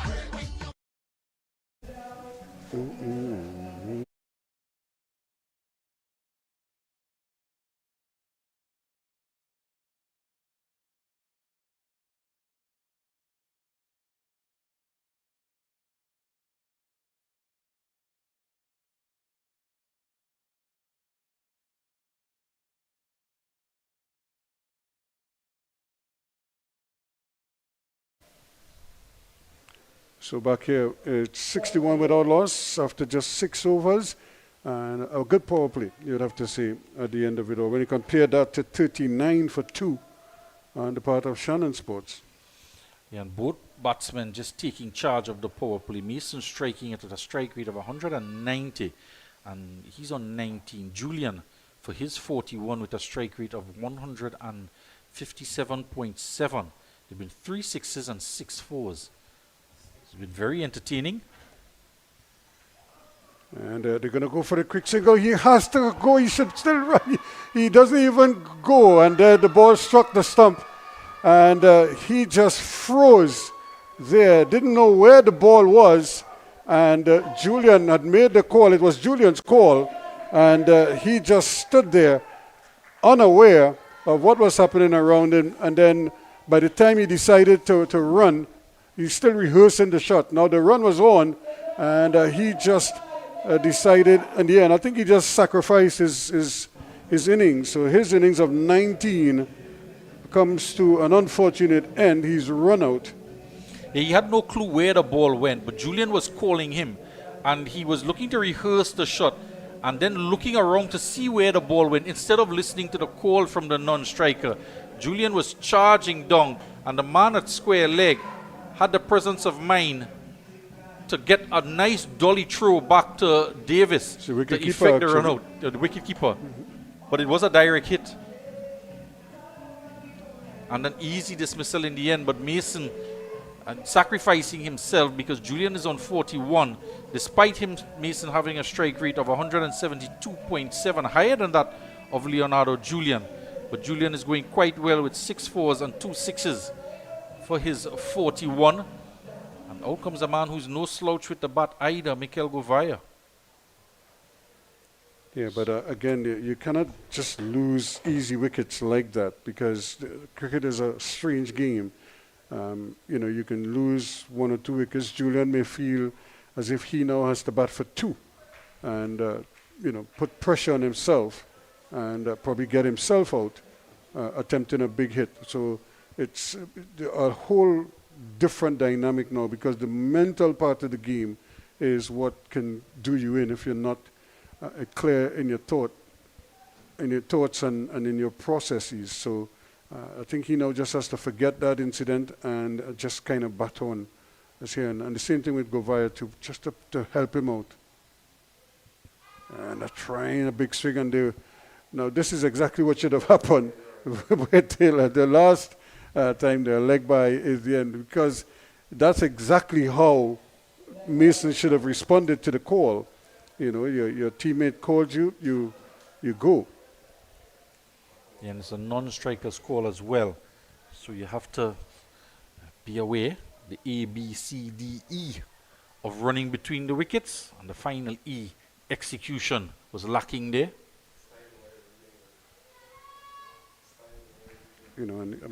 Maybe he just didn't feel that because the ball didn't come off the middle of the bat, he wanted to stay down at that end. But, once your teammate calls you like that, you have to trust your teammate in that regard.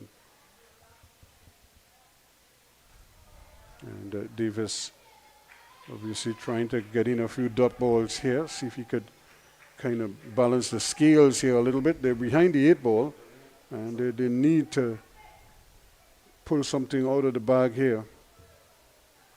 86 from 81 balls. Too many balls, as they say. Too few runs. Well, in this game of cricket, Ruskin, sometimes you get a wicket out of nowhere when you're struggling, and then 1 wicket brings 2, and you pinch a big hitter, and all of a sudden the team that was in the ascendancy is just pushed back a little bit on the back foot. And any wicket here, if they do pick it up, Davis would be a big wicket indeed. And that one kept very low again, and it was a seam-up delivery. And it just squirted along the ground to... Now, is it a no... Well, what is it? The umpire... It is a no ball. Well, it's a no ball, so it's a free hit. Well, Davis is asking the question if he stepped over. He's in conversation with Govaya as well. And I wonder if it is... But I don't know what it is. The only thing I could think of is that he overstepped. Yep, it had to be, because the ball just sort of squirted on the ground. And it went through low down to be taken by the keeper. Now look at it again here. It's a quicker delivery. Now he can't bowl a no ball from there. Look how far that back foot is. Yeah, so I'm wondering if the umpire thought that it bounced twice. A second time, yep. But it has to bounce twice before the batting crease to be called a no ball. So it's tricky. 63 for 1 now, and a free hit. And he's going with it, and but again, cannot take full advantage. It's just the delivery here. Once, twice. Ew. It stayed right down. It just what we call a subterranean rodent. Otherwise known as a ratter. Yep. In local parlance. Man out a deep square now. I'll give you a joke about that just now with Roy Fredericks. Julian almost carrying to the man down here in the deep. Come a batch out here, but it doesn't get to him. But I remember a time Prince Bartholomew was bowling. Trinidad was playing Guyana. 7 overs completed, 65 for 1 after 7. And the Roy Fredericks was struggling for runs. You know, he had played about 3 or 4 regional games and couldn't get any scores. And they were saying his because it was him and Greenwich with the 2 openers at the time, and they're saying his position was under threat because Desmond Haynes was making runs. So, you know, it was really a question of can Fredo score some runs. And they came to play at the Oval, and Prince Bartholomew was bowling from the top end, what is like the media end now. And he produced this rat with a new ball and hit him plumb in front. Duck. So when we were in the dressing room after, Prince was apologizing to him, you know. And he said, don't worry about it, man. He said, I'll take it out on Dowsy when I go to Jamaica. You know, he went to Jamaica and scored 100. So said, so done. Yes. He said, don't worry, man, Mr. Prince. When I go to Jamaica, I'll take it out on Dowsy. And I scored 100. Well, things balance out. You're unlucky on one end. You know you're going to make up for it somewhere down the road. Because remember, the wicket in Jamaica was quick. Yeah. But, you know, was it the days with the glossy finish as well? Yep, and Newton Dow was quick, but he was straight, if you know what I mean. He used to bowl fast, but he didn't do much with the ball. And so you see, here's Juman. And well played again. Do they think of a second? No. And Govaya immediately switched off the gas. Juman looks a good prospect here. He's delivering in terms of line and length. He was tucked away in the onside from one that was over pitched to Julian. Put him away for 4. That was the 4 runs he conceded in his first over. But for the most part, he's been quick, he's been sharp, and he's been bowling good lines and lengths so far.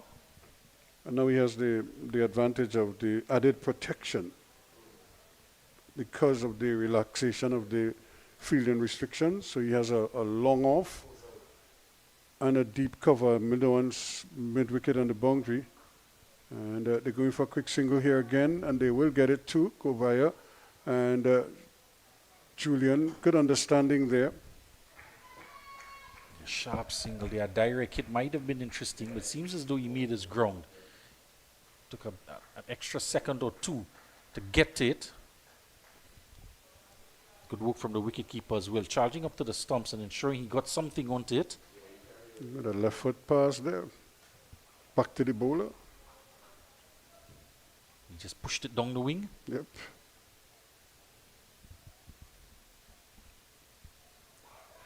And that is probably got a bit of pad on it. And wasn't signaled as to why Julian is asking what went on their umps. There was somebody shouting an appeal as well, and I think it might have come from somebody on the boundary who could no way have known where that ball pitched. Oh, that was way outside leg. I don't know what the umpire was thinking there. And he didn't get anything on it. He was distracted by the appeal. This time he got some bat onto it. It's going to roll into the boundary at fine leg.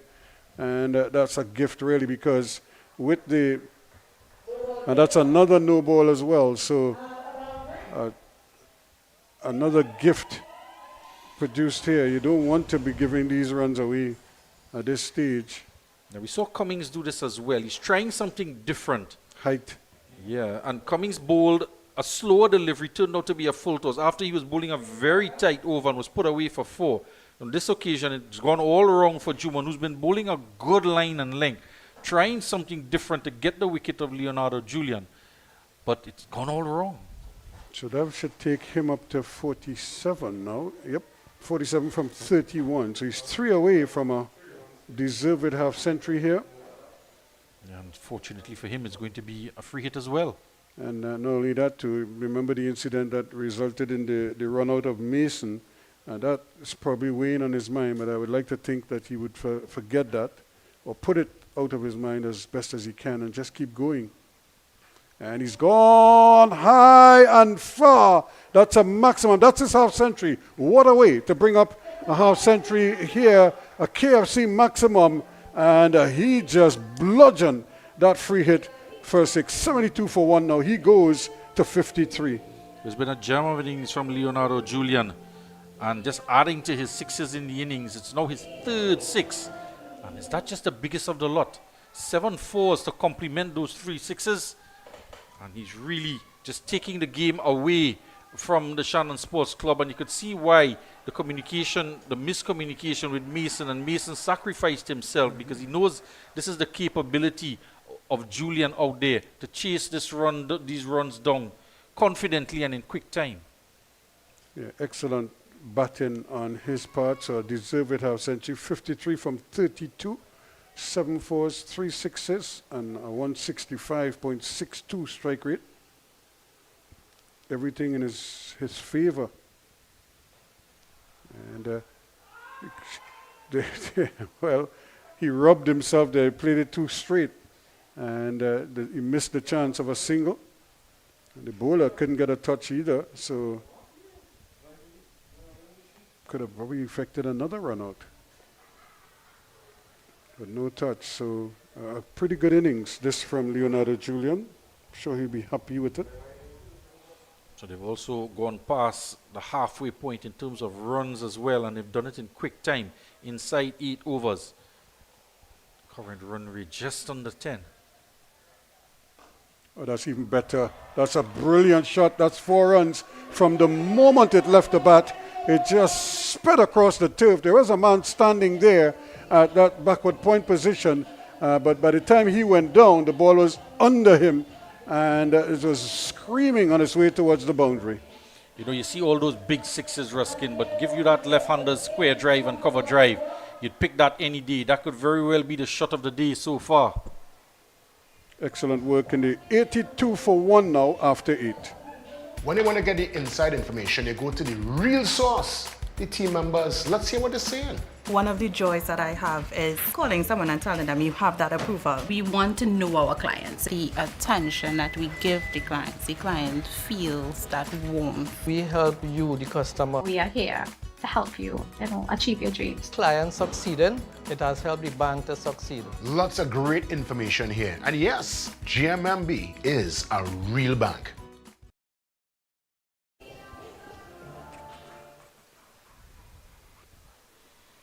So 82 for 1 after 8 overs. They're well on their way now, and this is what they didn't want, was to, these are just some of the wickets I saw earlier. What you didn't want is that this early in the game, for them to have more balls than runs required. That's really a cardinal sin.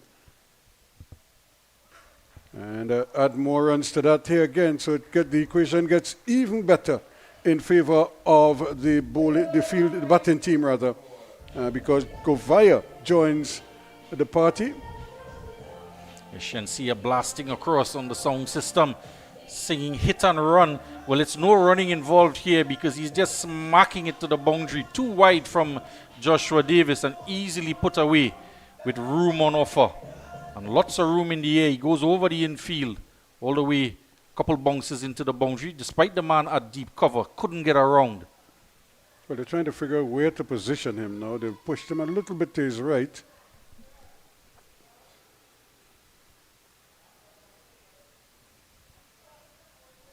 And again, this time it's going and gone over the head of the long off, and that's another KFC maximum. Well, the man on the boundary thought he was in with a chance for a second, and he got his both hands up in the air and just over his head, but it was hit ferociously, almost horizontally as well, smacked down the ground with great power. And even if he'd gotten his hand to that, it could have well taken him over the boundary as well. Yeah, because I think he landed on the roof, so, and that's without the ball. And really, it's good counter attack or good assault here from Govaya. He was a little bit quiet early on, but now he's starting to expand his game. And again, this time he won't get a run, but he might have created some problems there, some injury problems. I think he took it on the knee there. He's afraid to rub it. He's smiling. Yeah. though. Yeah, he's ashamed to rub it. He's telling him, I'll remember you, I'll remember. He's pointing at him. He's hobbling now. Though. Yeah, it's hurting. I feeling for him up here. I would rub it. He's probably telling him, next time go in the air like you went with the last two. And don't bother me here. That's another good shot. That's brilliant from Govaya.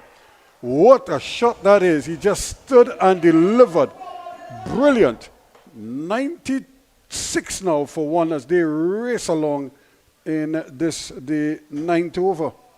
Well, he's bowled it a bit short as well, and that one just sat up and powered through square of the wicket.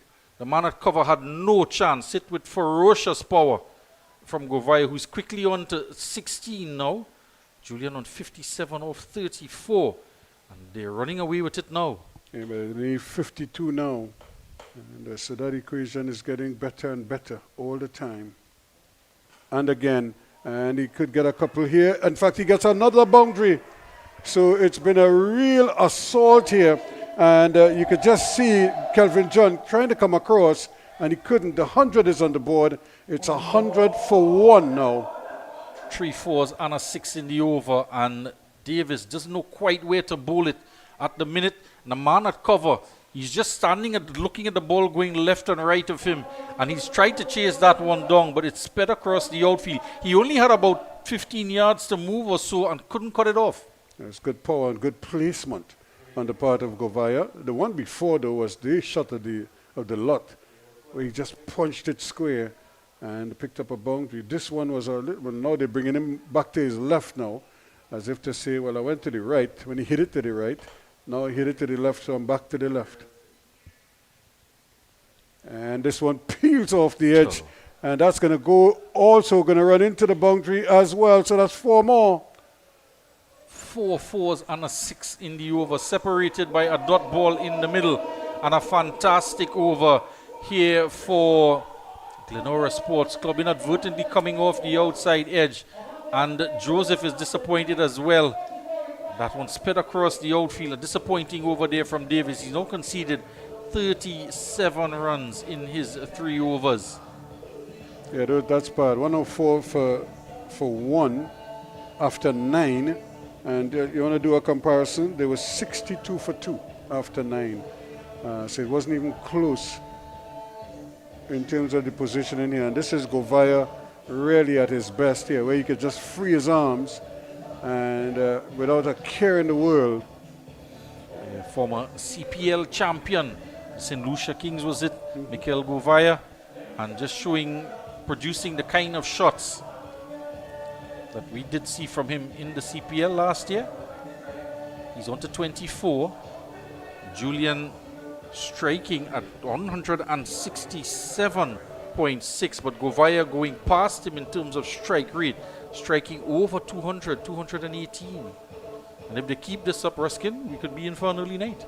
Well, it's because it's like a double barrel assault or a double fisted assault, because they're getting shellacked from both ends, and no bowler has been spared so far, probably with the exception, you'd have to say, of maybe, who should I say? Cummings, Juman, maybe Juman as well, yeah. For a little bit, but outside of that, Cummings has been the best bowler economically, and you can't wait until the end to bring him back. You're going to have to bring him back sooner than expected.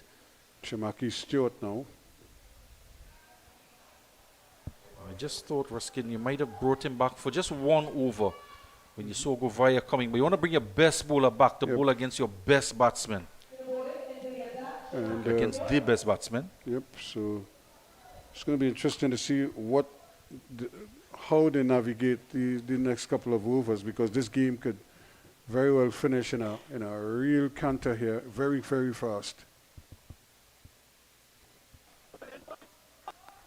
And again, because of the way that Govaya is hitting the ball, Julian has decided, look, I'm just going to sit here, rotate strike, and enjoy the show from the non-strikers end. Maybe away as well. Now it's just 5 deliveries to the interval. So he's just going to relax for a moment at the non-strikers end. Hand it over to Govaya, who is striking over 200. 43 required off of 65. Yeah, when I was showing you that a little while ago, it was what, 67 or so, 72 balls, and then he did like 68 runs. Look how quickly that has changed. Now they. It was 65 for 1 after 7 overs. And he's bowled him. He went right across it and is bowled for 24. A big wicket for Stewart. Yeah, funny game this cricket. He's looking to go big again, Govaya.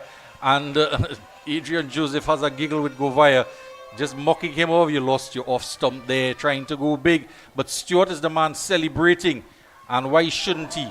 Getting the off stump out of the ground. It's any fast bowler's dream to see that stumps just rocked back. And it's even better when it's dislodged from the ground as well. And Govaya would be thinking he missed out there, because that was a nice, juicy half volley that he just played. He seemed to lose his balance as well, and just threw the bat at it, missed it, and was bowled. But I think the players are going to take their refreshment break now, the normal mid-innings break. It's 105 for 2. That's the latest here at the Diego Martin Complex. Here at GMMB, love is the currency. And let's show you how we are able to transfer that energy into real conversations. How important is it for the client to be recognized and not to feel invisible, to feel like just a number? At GMMB, everybody is seen as an ideal, important client. And we give everybody the same level of respect, the same level of acknowledgement, and we deal with you to suit based on that vision of love. GMMB. It's banking for real. Blue Water's posse identified. Somebody pass blue water. Somebody bring blue water. Somebody get blue water. And we ready now. When you're feeling hard, take a blue water spray.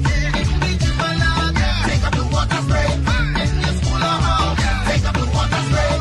When people run out, take a blue water spray. Party posse water. Working posse water. School children they water. Blue water spray. The fitness posse water. The office posse water. When they want to get the inside information, they go to the real source, the team members. Let's hear what they're saying. One of the joys that I have is calling someone and telling them you have that approval. We want to know our clients. The attention that we give the client feels that warmth. We help you, the customer. We are here to help you, achieve your dreams. Clients succeeding, it has helped the bank to succeed. Lots of great information here. And yes, GMMB is a real bank. Blue Water's posse identified. Somebody pass blue water. Somebody bring blue water. Somebody get blue water. And we ready now. When you're feeling hard, take a blue water spray. Take a blue water spray. In your school or home, take a blue water spray. When people run out, take a blue water spray. Party posse water. Working posse water. School children they water. Blue water spray. The fitness posse water. The office posse water. This one? Hey, look, KFC has an incredible promo. I already had that for lunch. Crunch whoever isn't on board. Order KFC's Mega 6 Bucket for only $115. KFC, it's finger licking good. Here at GMMB, love is the currency. And let's show you how we are able to transfer that energy into real conversations. What about the connection with you and your team members? It's top priority for me to have that clear understanding of who my team members are and building connections with them to ensure that they carry out the vision of what we are trying to achieve as a team, realizing opportunities for both the clients and ourselves. GMMB. It's banking for real. Having that family lime at home, that cookout by the river, or you're just feeling to bubble up pot? Then Cans Poultry and Meats Limited has got you covered for all your meaty needs. Whether it be chicken, beef, steak, lamb, or even seafood, Check cans. They even have seasoning and condiments to complement your dish. So if you're looking for top quality meats at prices that wouldn't bust your pocket, then come on in to Cans today at any of their convenient locations. Truth be told, here at GMMB, love is the currency. And let's show you how we are able to transfer that energy into real conversations. It seems to me there's a power in listening. It seems like that is a part of the mandate. Of course. We need to listen to our clients. We need to hear. Welcome back to our coverage here. New batsman out in the middle, Kenroy Williams, with the fall of the Michael Govaya wicket for 24. He was bowled by Shamaki Stewart, who has the ball in hand. 2 deliveries he bowled in the 10th over. And as he was brought into the attack to place Roddy Juman, who went for 21 off of his 2 overs. So the captain is out there in the middle with Leonardo Julian still undefeated on 58 off of 35 deliveries. And the field, long off, long on, deep cover and deep mid-wicket, as well as a deep square leg. Those are the fielders on the boundary outside of the ring. As Stewart certainly will have his tail up after picking up such a big wicket. But in the context of the match, with 43 needed off of 64, it's going to be a tall order for them to pull this back. Quick single. Kenroy just scampers down to the non-striker's end. And a wicket at a little bit too late, Ruskin, or just in time? Well, it depends on how they, how Julian and Williams would go. But because if these two put together another little partnership here, the game is pretty much done and dusted. But the next 2 to 3 overs will be critical. So to answer that particular question, I think you just wait to see how it pans out. But right now, they've only lost 2 wickets, so they're so far ahead. They shouldn't be too affected by it, and especially if Julian can just hold his nerve here and just keep going. Don't try to do anything fancy. Just play on merit and pick up boundaries when offered.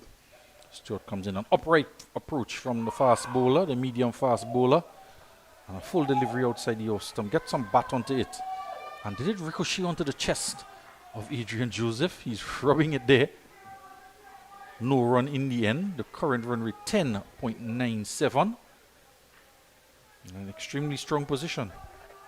Yeah, this is what you want to see when you're doing a run chase, because you want to put your nose in front and just kind of keep it there. So you're putting pressure on the fielding team all the time, so they never feel like they have a real chance. And all you really have to do is just keep going. Stewart trying to get a second wicket in his first over. In the air, out to cover, and just short of John charging him from the deep cover boundary. And couldn't get there, tried to put his body in the way to knock it down, got something onto it, and the ball just plugged after it passed him, but a half chance, you would say? Couldn't it is. But I'm kind of disappointed with Julian here, because that was 2 runs easily. Okay, it's a bad shot. There's very little you could do about that now. Just run the runs, but he just jogged the single and never bothered to even think of a second run, because he should be back on strike now. Just imagine Williams gets dismissed now. You're just compounding this situation. Stewart, half chance produced. He bails out of his approach. And sometimes Ruskin with 1 wicket, another one falls. And so often we see that it's the set batter that falls as the second wicket. So Julian, perhaps he thought that it was in the air heading toward the fieldsman, and the crowd was excited. Perhaps he thought that he was going to be out, but the man can still put the catch down. Yeah, the ball passed the man, that's what I'm saying. And he had more than enough time to take the second run, and he just kind of gave up on that second run. Yeah, 10 overs gone now, 108 for 2. Julian on 59 and Kenroy Williams, the captain, just to the crease on 2. Having that family lime at home, that cookout by the river, or you're just feeling to bubble up pot? Then Cans Poultry and Meats Limited has got you covered for all your meaty needs. Whether it be chicken, beef, steak, lamb, or even seafood, check Cans. They even have seasoning and condiments to complement your dish. So if you're looking for top quality meats at prices that wouldn't bust your pocket, then come on in to Cans today at any of their convenient locations.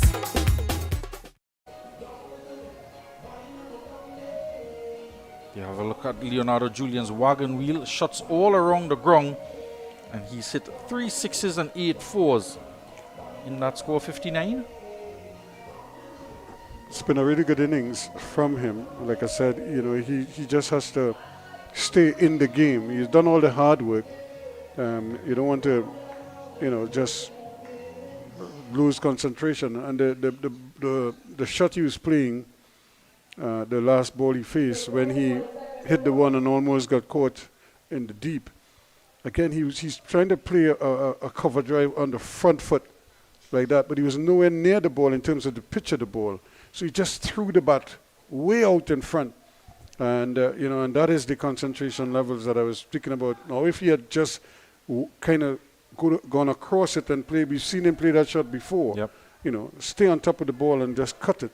It probably would have gone squarer. Yeah, just close the bat face on it. And if he didn't get a boundary, at least he would have gotten one, the same the score that he got, and he almost got out playing a bad shot. Ikwe Craig is into the attack. His first over went for 17 runs as he was asked to bowl the 5th over in the power play. He was struck for 6 and 2 4s in that first over, taking the opportunity just to round his arm. Dead ball signaled by umpire Ryan John. So it's leg spinner against leg spinner. He's had difficulty with his grip with the dew factor out there in the middle. Drag down. Protection is out there. We saw him to Julian when he was bowling earlier on, and he was predominantly outside the off stump and was smacked away on the onside when the protection was on the onside in the power play. They made the change, but he still went for some runs. Yeah, he was. Julian took a liking to him and punched him away a couple of times, hit him behind point, hit him in front of point, and then hit him over long off. So he must be glad to see Williams out there, who hasn't settled as yet, but he also has Julian to contend with still. Yeah, he's having a lot of difficulty here with his grip. We saw him drying the ball profusely, his hands as well, and a lot of sweat out there. And to compound the problem, maybe a damp outfield, a bit of dew as well. So tries to settle to bowl the second ball of his over. He's not happy at all. He's lost confidence to release the ball as well. Pulls the cloth out, gets some dirt on his hands, but he's not settled at all. Well, and the thing about it is, though, is that and this one is hit in the air. Ew. Yeah, Julian seems as though he's almost throwing caution to the wind now, Ruskin. Protection is out there in the deep, and he's not taking that into consideration because he's going in the air in the direction of the fielder in the deep, and he's not getting all of it. He can't quite grasp the turn on the bounce yet from Craig. You know, hit the ball on the ground, and if you know what I'm saying, just hit it into the gaps on the ground. If you're not going to get a bounce, you don't run the risk of getting out. And that's more like it. Yeah, in the meantime, the captain more sedate in his approach. Just rotation of strike. Is it a no ball as well? So it's going to compound the problem he's had in the previous game for overstepping. He's not happy at all with his approach. And a couple of times, he's looking down at the popping crease when he's going to deliver. But his head is falling away. He takes his eye off the target and overstepping. Julian now has a free hit. It's in the air. And again, he's not timed it well. They go for one as Cummings comes off the long off boundary. So we saw him bowl quite a number of no balls in the earlier match. I think it was about 3 or 4 of them in his 2-over spell. And we were making the point, Ruskins, the cardinal sin for leg spinners or any spinner to bowl a no ball. Yep, it's because it's just a couple of steps that they're taking, and you would think that you'd know where your front foot is landing. Drags it down this time. Kenroy gets it around the umpire at square leg. Just a single. He continues to rotate the strike along the ground is Kenroy Williams as opposed to Leonardo John, who's trying to go aerial but hasn't managed to middle too many of them so far after the drinks break. Yeah, because he's not getting to the pitch of the ball. He's just throwing the bat, throwing his arms at the ball, playing through the line of the ball, as opposed to really getting to the pitch of the ball and hammering it. Craig the Trag is a good delivery. And they dab it down for a single, and the throw at short third man is into the turf. And only up to the wicketkeeper, away from the stumps, and they complete the single quite easily in the end. It's good running. It's a little bit risky. Julian just played it, but look at the speed that Williams had to put in there to get to the striker's end. But again, the fielder just kind of stood there, allowed the ball to come to him. And by the time he released it, Williams was safely home. Kenroy Williams from Jamaica, known for their sprinting ability. Tugged in the air. Mid-wicket comes around, gets it a couple bounces. Slid across a damp outfield as well. I want to say damp, perhaps some dew out there as well on the boundary edge. And a single to complete the 11th over. 116 for 2. Julian on 62. And he's just slowing down a bit as he's crossed his 50. But still in the ascendancy in this match so far, Glenora Sports Club. Yeah, they're pretty much on course for a massive victory here. And they just need to stay focused and don't leave the door open for Shannon Sports at all. As we say, shut the door on them and don't even make them feel like they have a chance of winning the game. Right now you're just kind of meandering along, but you don't want to be losing wickets, and you don't want to even create chances. Just take the game away from them completely. Yeah, that killer instinct, and you were alluding to it earlier as well with Julian when he hit the ball in the air to deep cover and there was a fumble in the outfield and he wasn't intent on looking for a second run at all. You've had to have that killer instinct. The best teams in the world applied that strategy in every aspect of their game.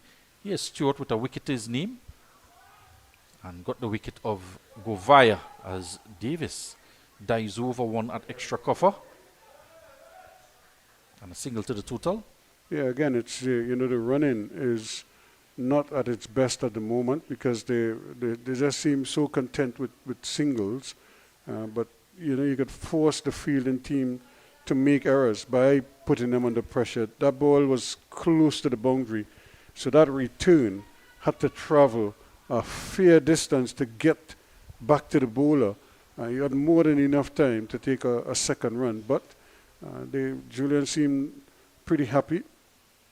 And two of the fastest men out there in the middle with the bat in their hands. Julian goes in the air again and he's shoveling it around over the head of the short fine leg. It'll go into the boundary for 4 and 4 more to the total. This one just angled down onto the pads and easily put away from Julian. Yeah, nice gift there. Thank you very much. Outside the legs, nice comfortable height, and the fine leg is up. So you're inviting trouble there.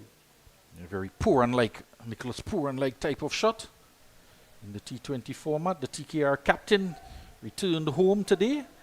Did he have the trophy in his hand when he came in? Probably was in his bag. You never know. Or is it in the hands of the manager, Colin Board? Is he returning to the country? Yep. And I'm trying to figure out where do the Knight Riders keep their trophies? Julian. And again, this is a big hit that's gone. Pulled over mid-wicket, dispatched, and not for the first time in the innings. In fact, for the 6th time in the innings, this particular innings, the umpire indicates 6 to the sparse crowd here at the Diego Martin Sporting Complex. But this is certainly a good display of batting from Leonardo Julian, pulling it away over the boundary, over mid-wicket, not for the first time in this innings. Yeah, he's rotating now. He's back up. He's up to 72 now. We've had a tournament high of 90 scored a couple of nights ago. So 90 from Brent Lizama. Yep. So Julian might be thinking, do I have enough time to get to 90 here? Stuart trying again. He's gone round the wicket now, changing line of attack to Julian, who gets a single. 128 for 2. Chasing down a total of 147. So if he's going to have to do it, Ruskin, 20 runs needed. He's not going to get there. Yeah, he alone must do he alone must score from here. And but it's not impossible, like you say. You know, if he gets a single here and he gets back on strike. And heading down the leg side, not out, says the umpire. And again, bowling from Stewart here. And 1 for 17 he has. Look at the bowling left, Ruskin. 2 overs left from Cummings. Kevin John has only bowled 1. And Silva has, Davis rather, has bowled 3. I'm not sure we'll get him back into the attack, but Roddy Juman has bowled 2 for 21. Yep, those are the options. And then he has to be smart here now. How does he use his resources? It's a good delivery. Do they go for 2 here? They should get 2 comfortably. Yeah, the ball just died in the outfield. And interesting where the ball ended up, not even outside of the 30-yard circle. The bowler could have chased that down and tried to prevent a second run. The 12th over comes to an end. 75 to Julian, 7 to Williams, 131 for 2, 17 needed. This one? No. Hey, look, KFC has an incredible promo. I already had that for lunch. Oh. Crunch whoever isn't on board. Order KFC's Mega 6 bucket for only $115. KFC, it's finger licking good. A Mega 6 piece from KFC. We've seen some Mega 6s here today. 6 of them in all. 6 6s in this total of 131. And 4 of them off of the bat of Leonardo Julian. 1 apiece from Mason and Govaya. And 17 needed. The bowling change now. Neil Weathers Cumberbatch comes into the attack. So no Cummings. And Juman has not returned either. So they're changing it up. Yeah, they only need 17 here, so this could end in a hurry. Williams on strike, the captain looking to take it home. Nice loopy flighted delivery, just chipped down the ground for 1.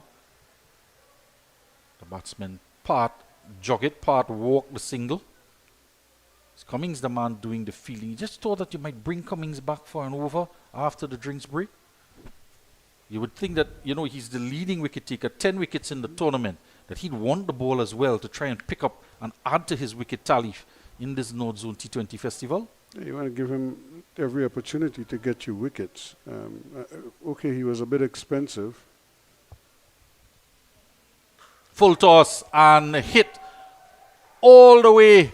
It smashes into the fence over the head of long on. Another 6 in the innings. 7 in all now. 138 for 2. Another KFC maximum, and that was a full toss that he put away.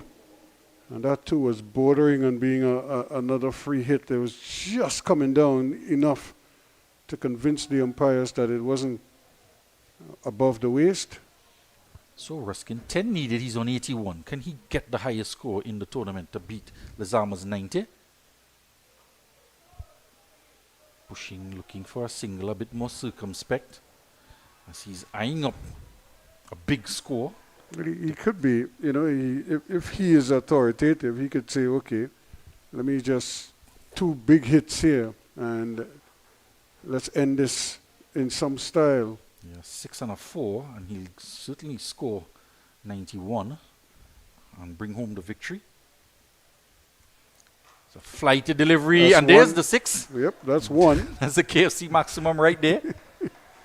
Adding to the mega deal from KFC.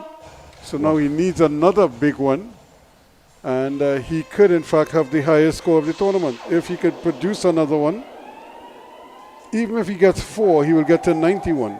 Well, he's certainly liking his chances because the bowler is just tossing it up. It's almost meat and drink. Yeah, this is like the baseball derby, the 6-hitting derby, the home run derby, where the pitchers, they just toss it and ask the hitters to just swing. So Neil Cumberbatch doing a thankless job of coming into bowl what might be the final over. And he goes over the offside and one bounce into the boundary. That should do it. And he will attain the highest score in the tournament, beating that of Brent Lezama. Leonardo Julian finishes on 91 as he finishes off the game with victory to the Glenora Sports Club, chasing down the total set by Shannon Sports Club of 147 for 8 in their 20 overs. 91 to Julian, 24 to Govaya. Kenroy Williams not out on 8, 19 to the opening batsman Keon Mason. 6 extras in the innings, and this game done and dusted in 12.3 deliveries. Well, 12.3 overs, and really it's a good performance from Glenora Sports. And like we were saying all around, winning by 8 wickets, and more importantly, getting 2 invaluable points. So this takes them to 5 now.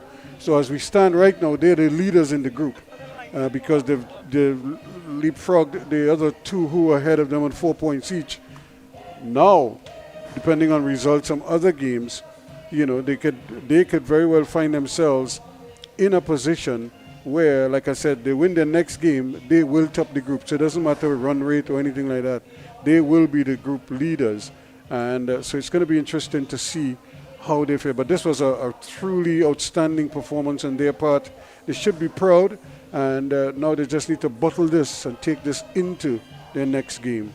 Yeah, Shannon Sports Club, they will finish 3rd on the table in their final game. Bougmalatres on 1 point at the bottom of the table. The next game on Republic Day would be Northside Future Stars against Bougmalatres.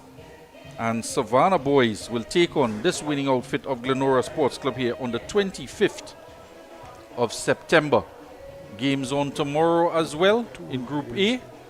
And then Republic Day will be a double header as the players meet out in the middle, celebrating the victory. Congratulations to the Glenora Sports Club, sealing this victory here in 12.3 overs. So 148 for 2.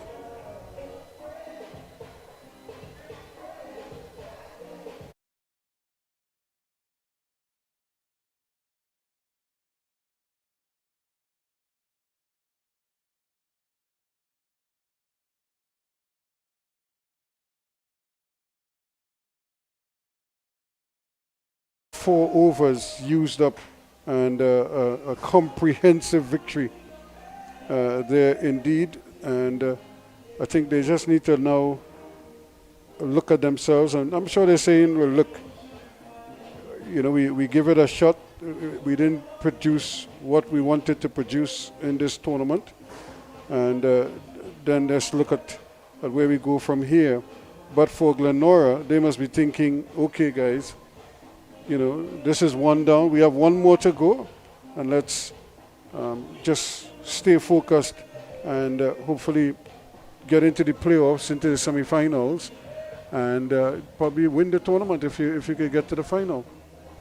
So this is what it looked like. This was a good early delivery, and almost pricing out an early wicket boundary, early clock, and of course the pair of Benjamin and George were trying their best to get them going until a simple catch taken out there by Rouse. Benjamin goes for 19. Davis came and he played well for his 38 from just 34 deliveries. And again, a big wicket there. Alexander Guevara bowled for 11.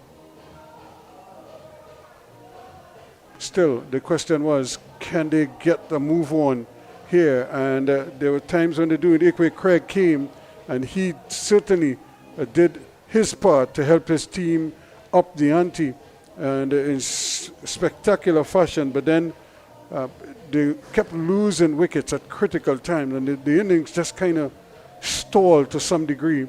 They couldn't really get on top of the bowling as well as they wanted to.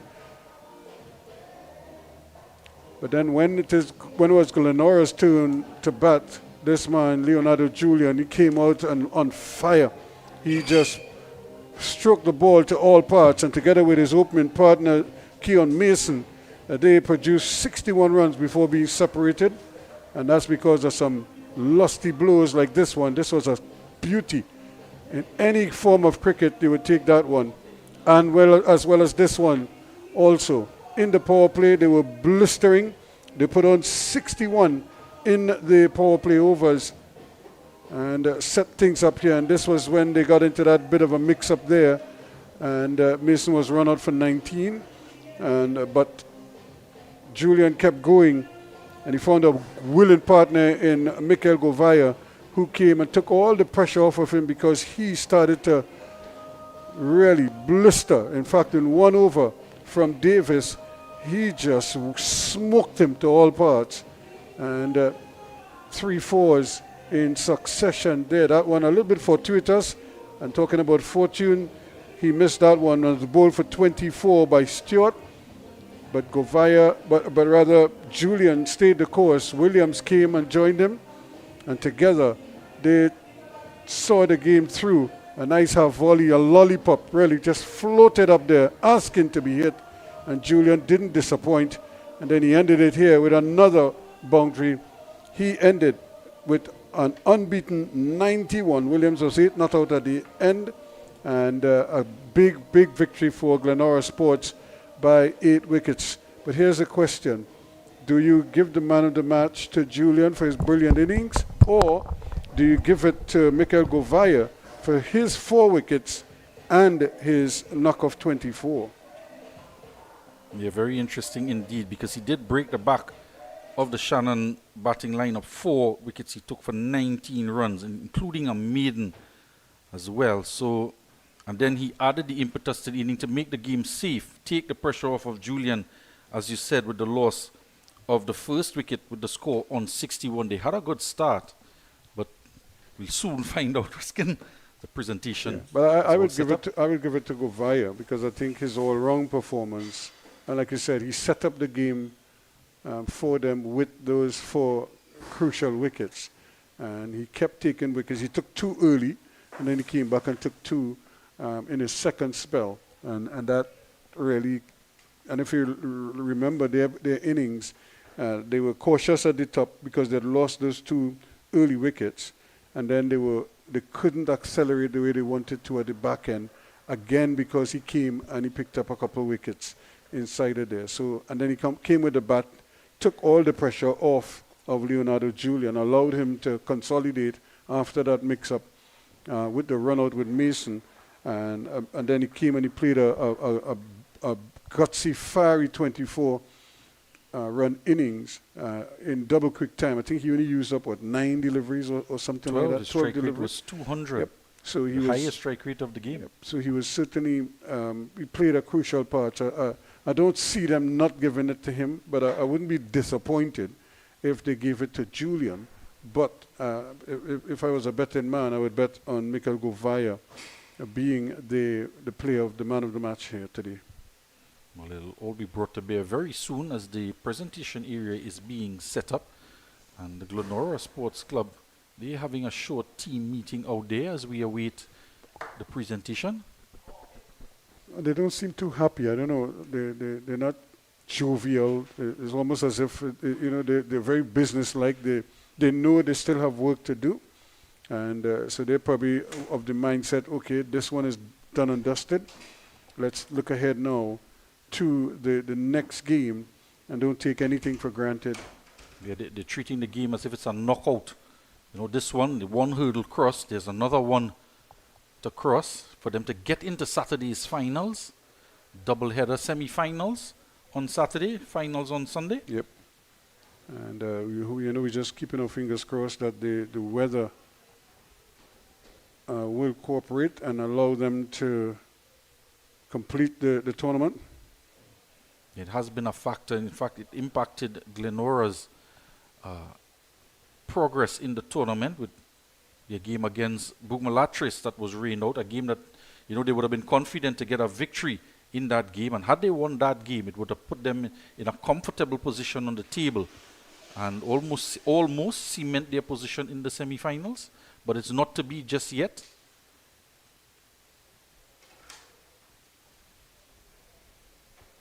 Yes, we're just waiting for the finishing. I think they have the fan of the night to determine, and then we have the player of the match award to be handed out. And it looks like it's Mikhail Govaya because he's the one standing there.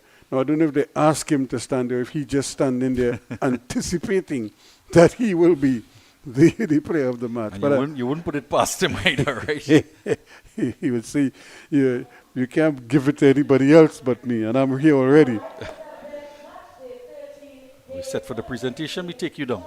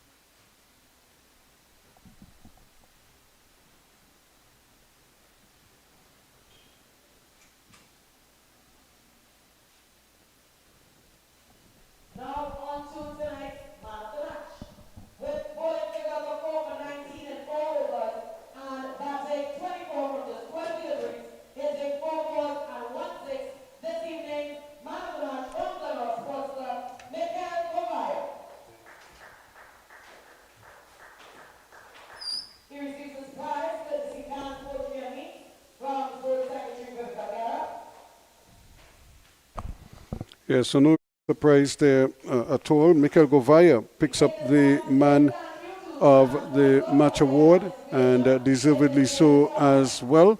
And but of course, it didn't come as any real surprise, like I said, and that he was the man of the match award. Fine all-round performance from him, and I think he thoroughly deserves the man of the match award. What it means, though, like we said, is that Glenora, they have jumped to 5 points on the top of the Group B, and now it's a question of can they stay there and push on. Tomorrow we will have another game coming your way from 6:30 tomorrow. The Harvard Club, Brian Charles Lara, and Santa Cruz Sports. I suppose you might have divided loyalties there coming from Santa Cruz himself.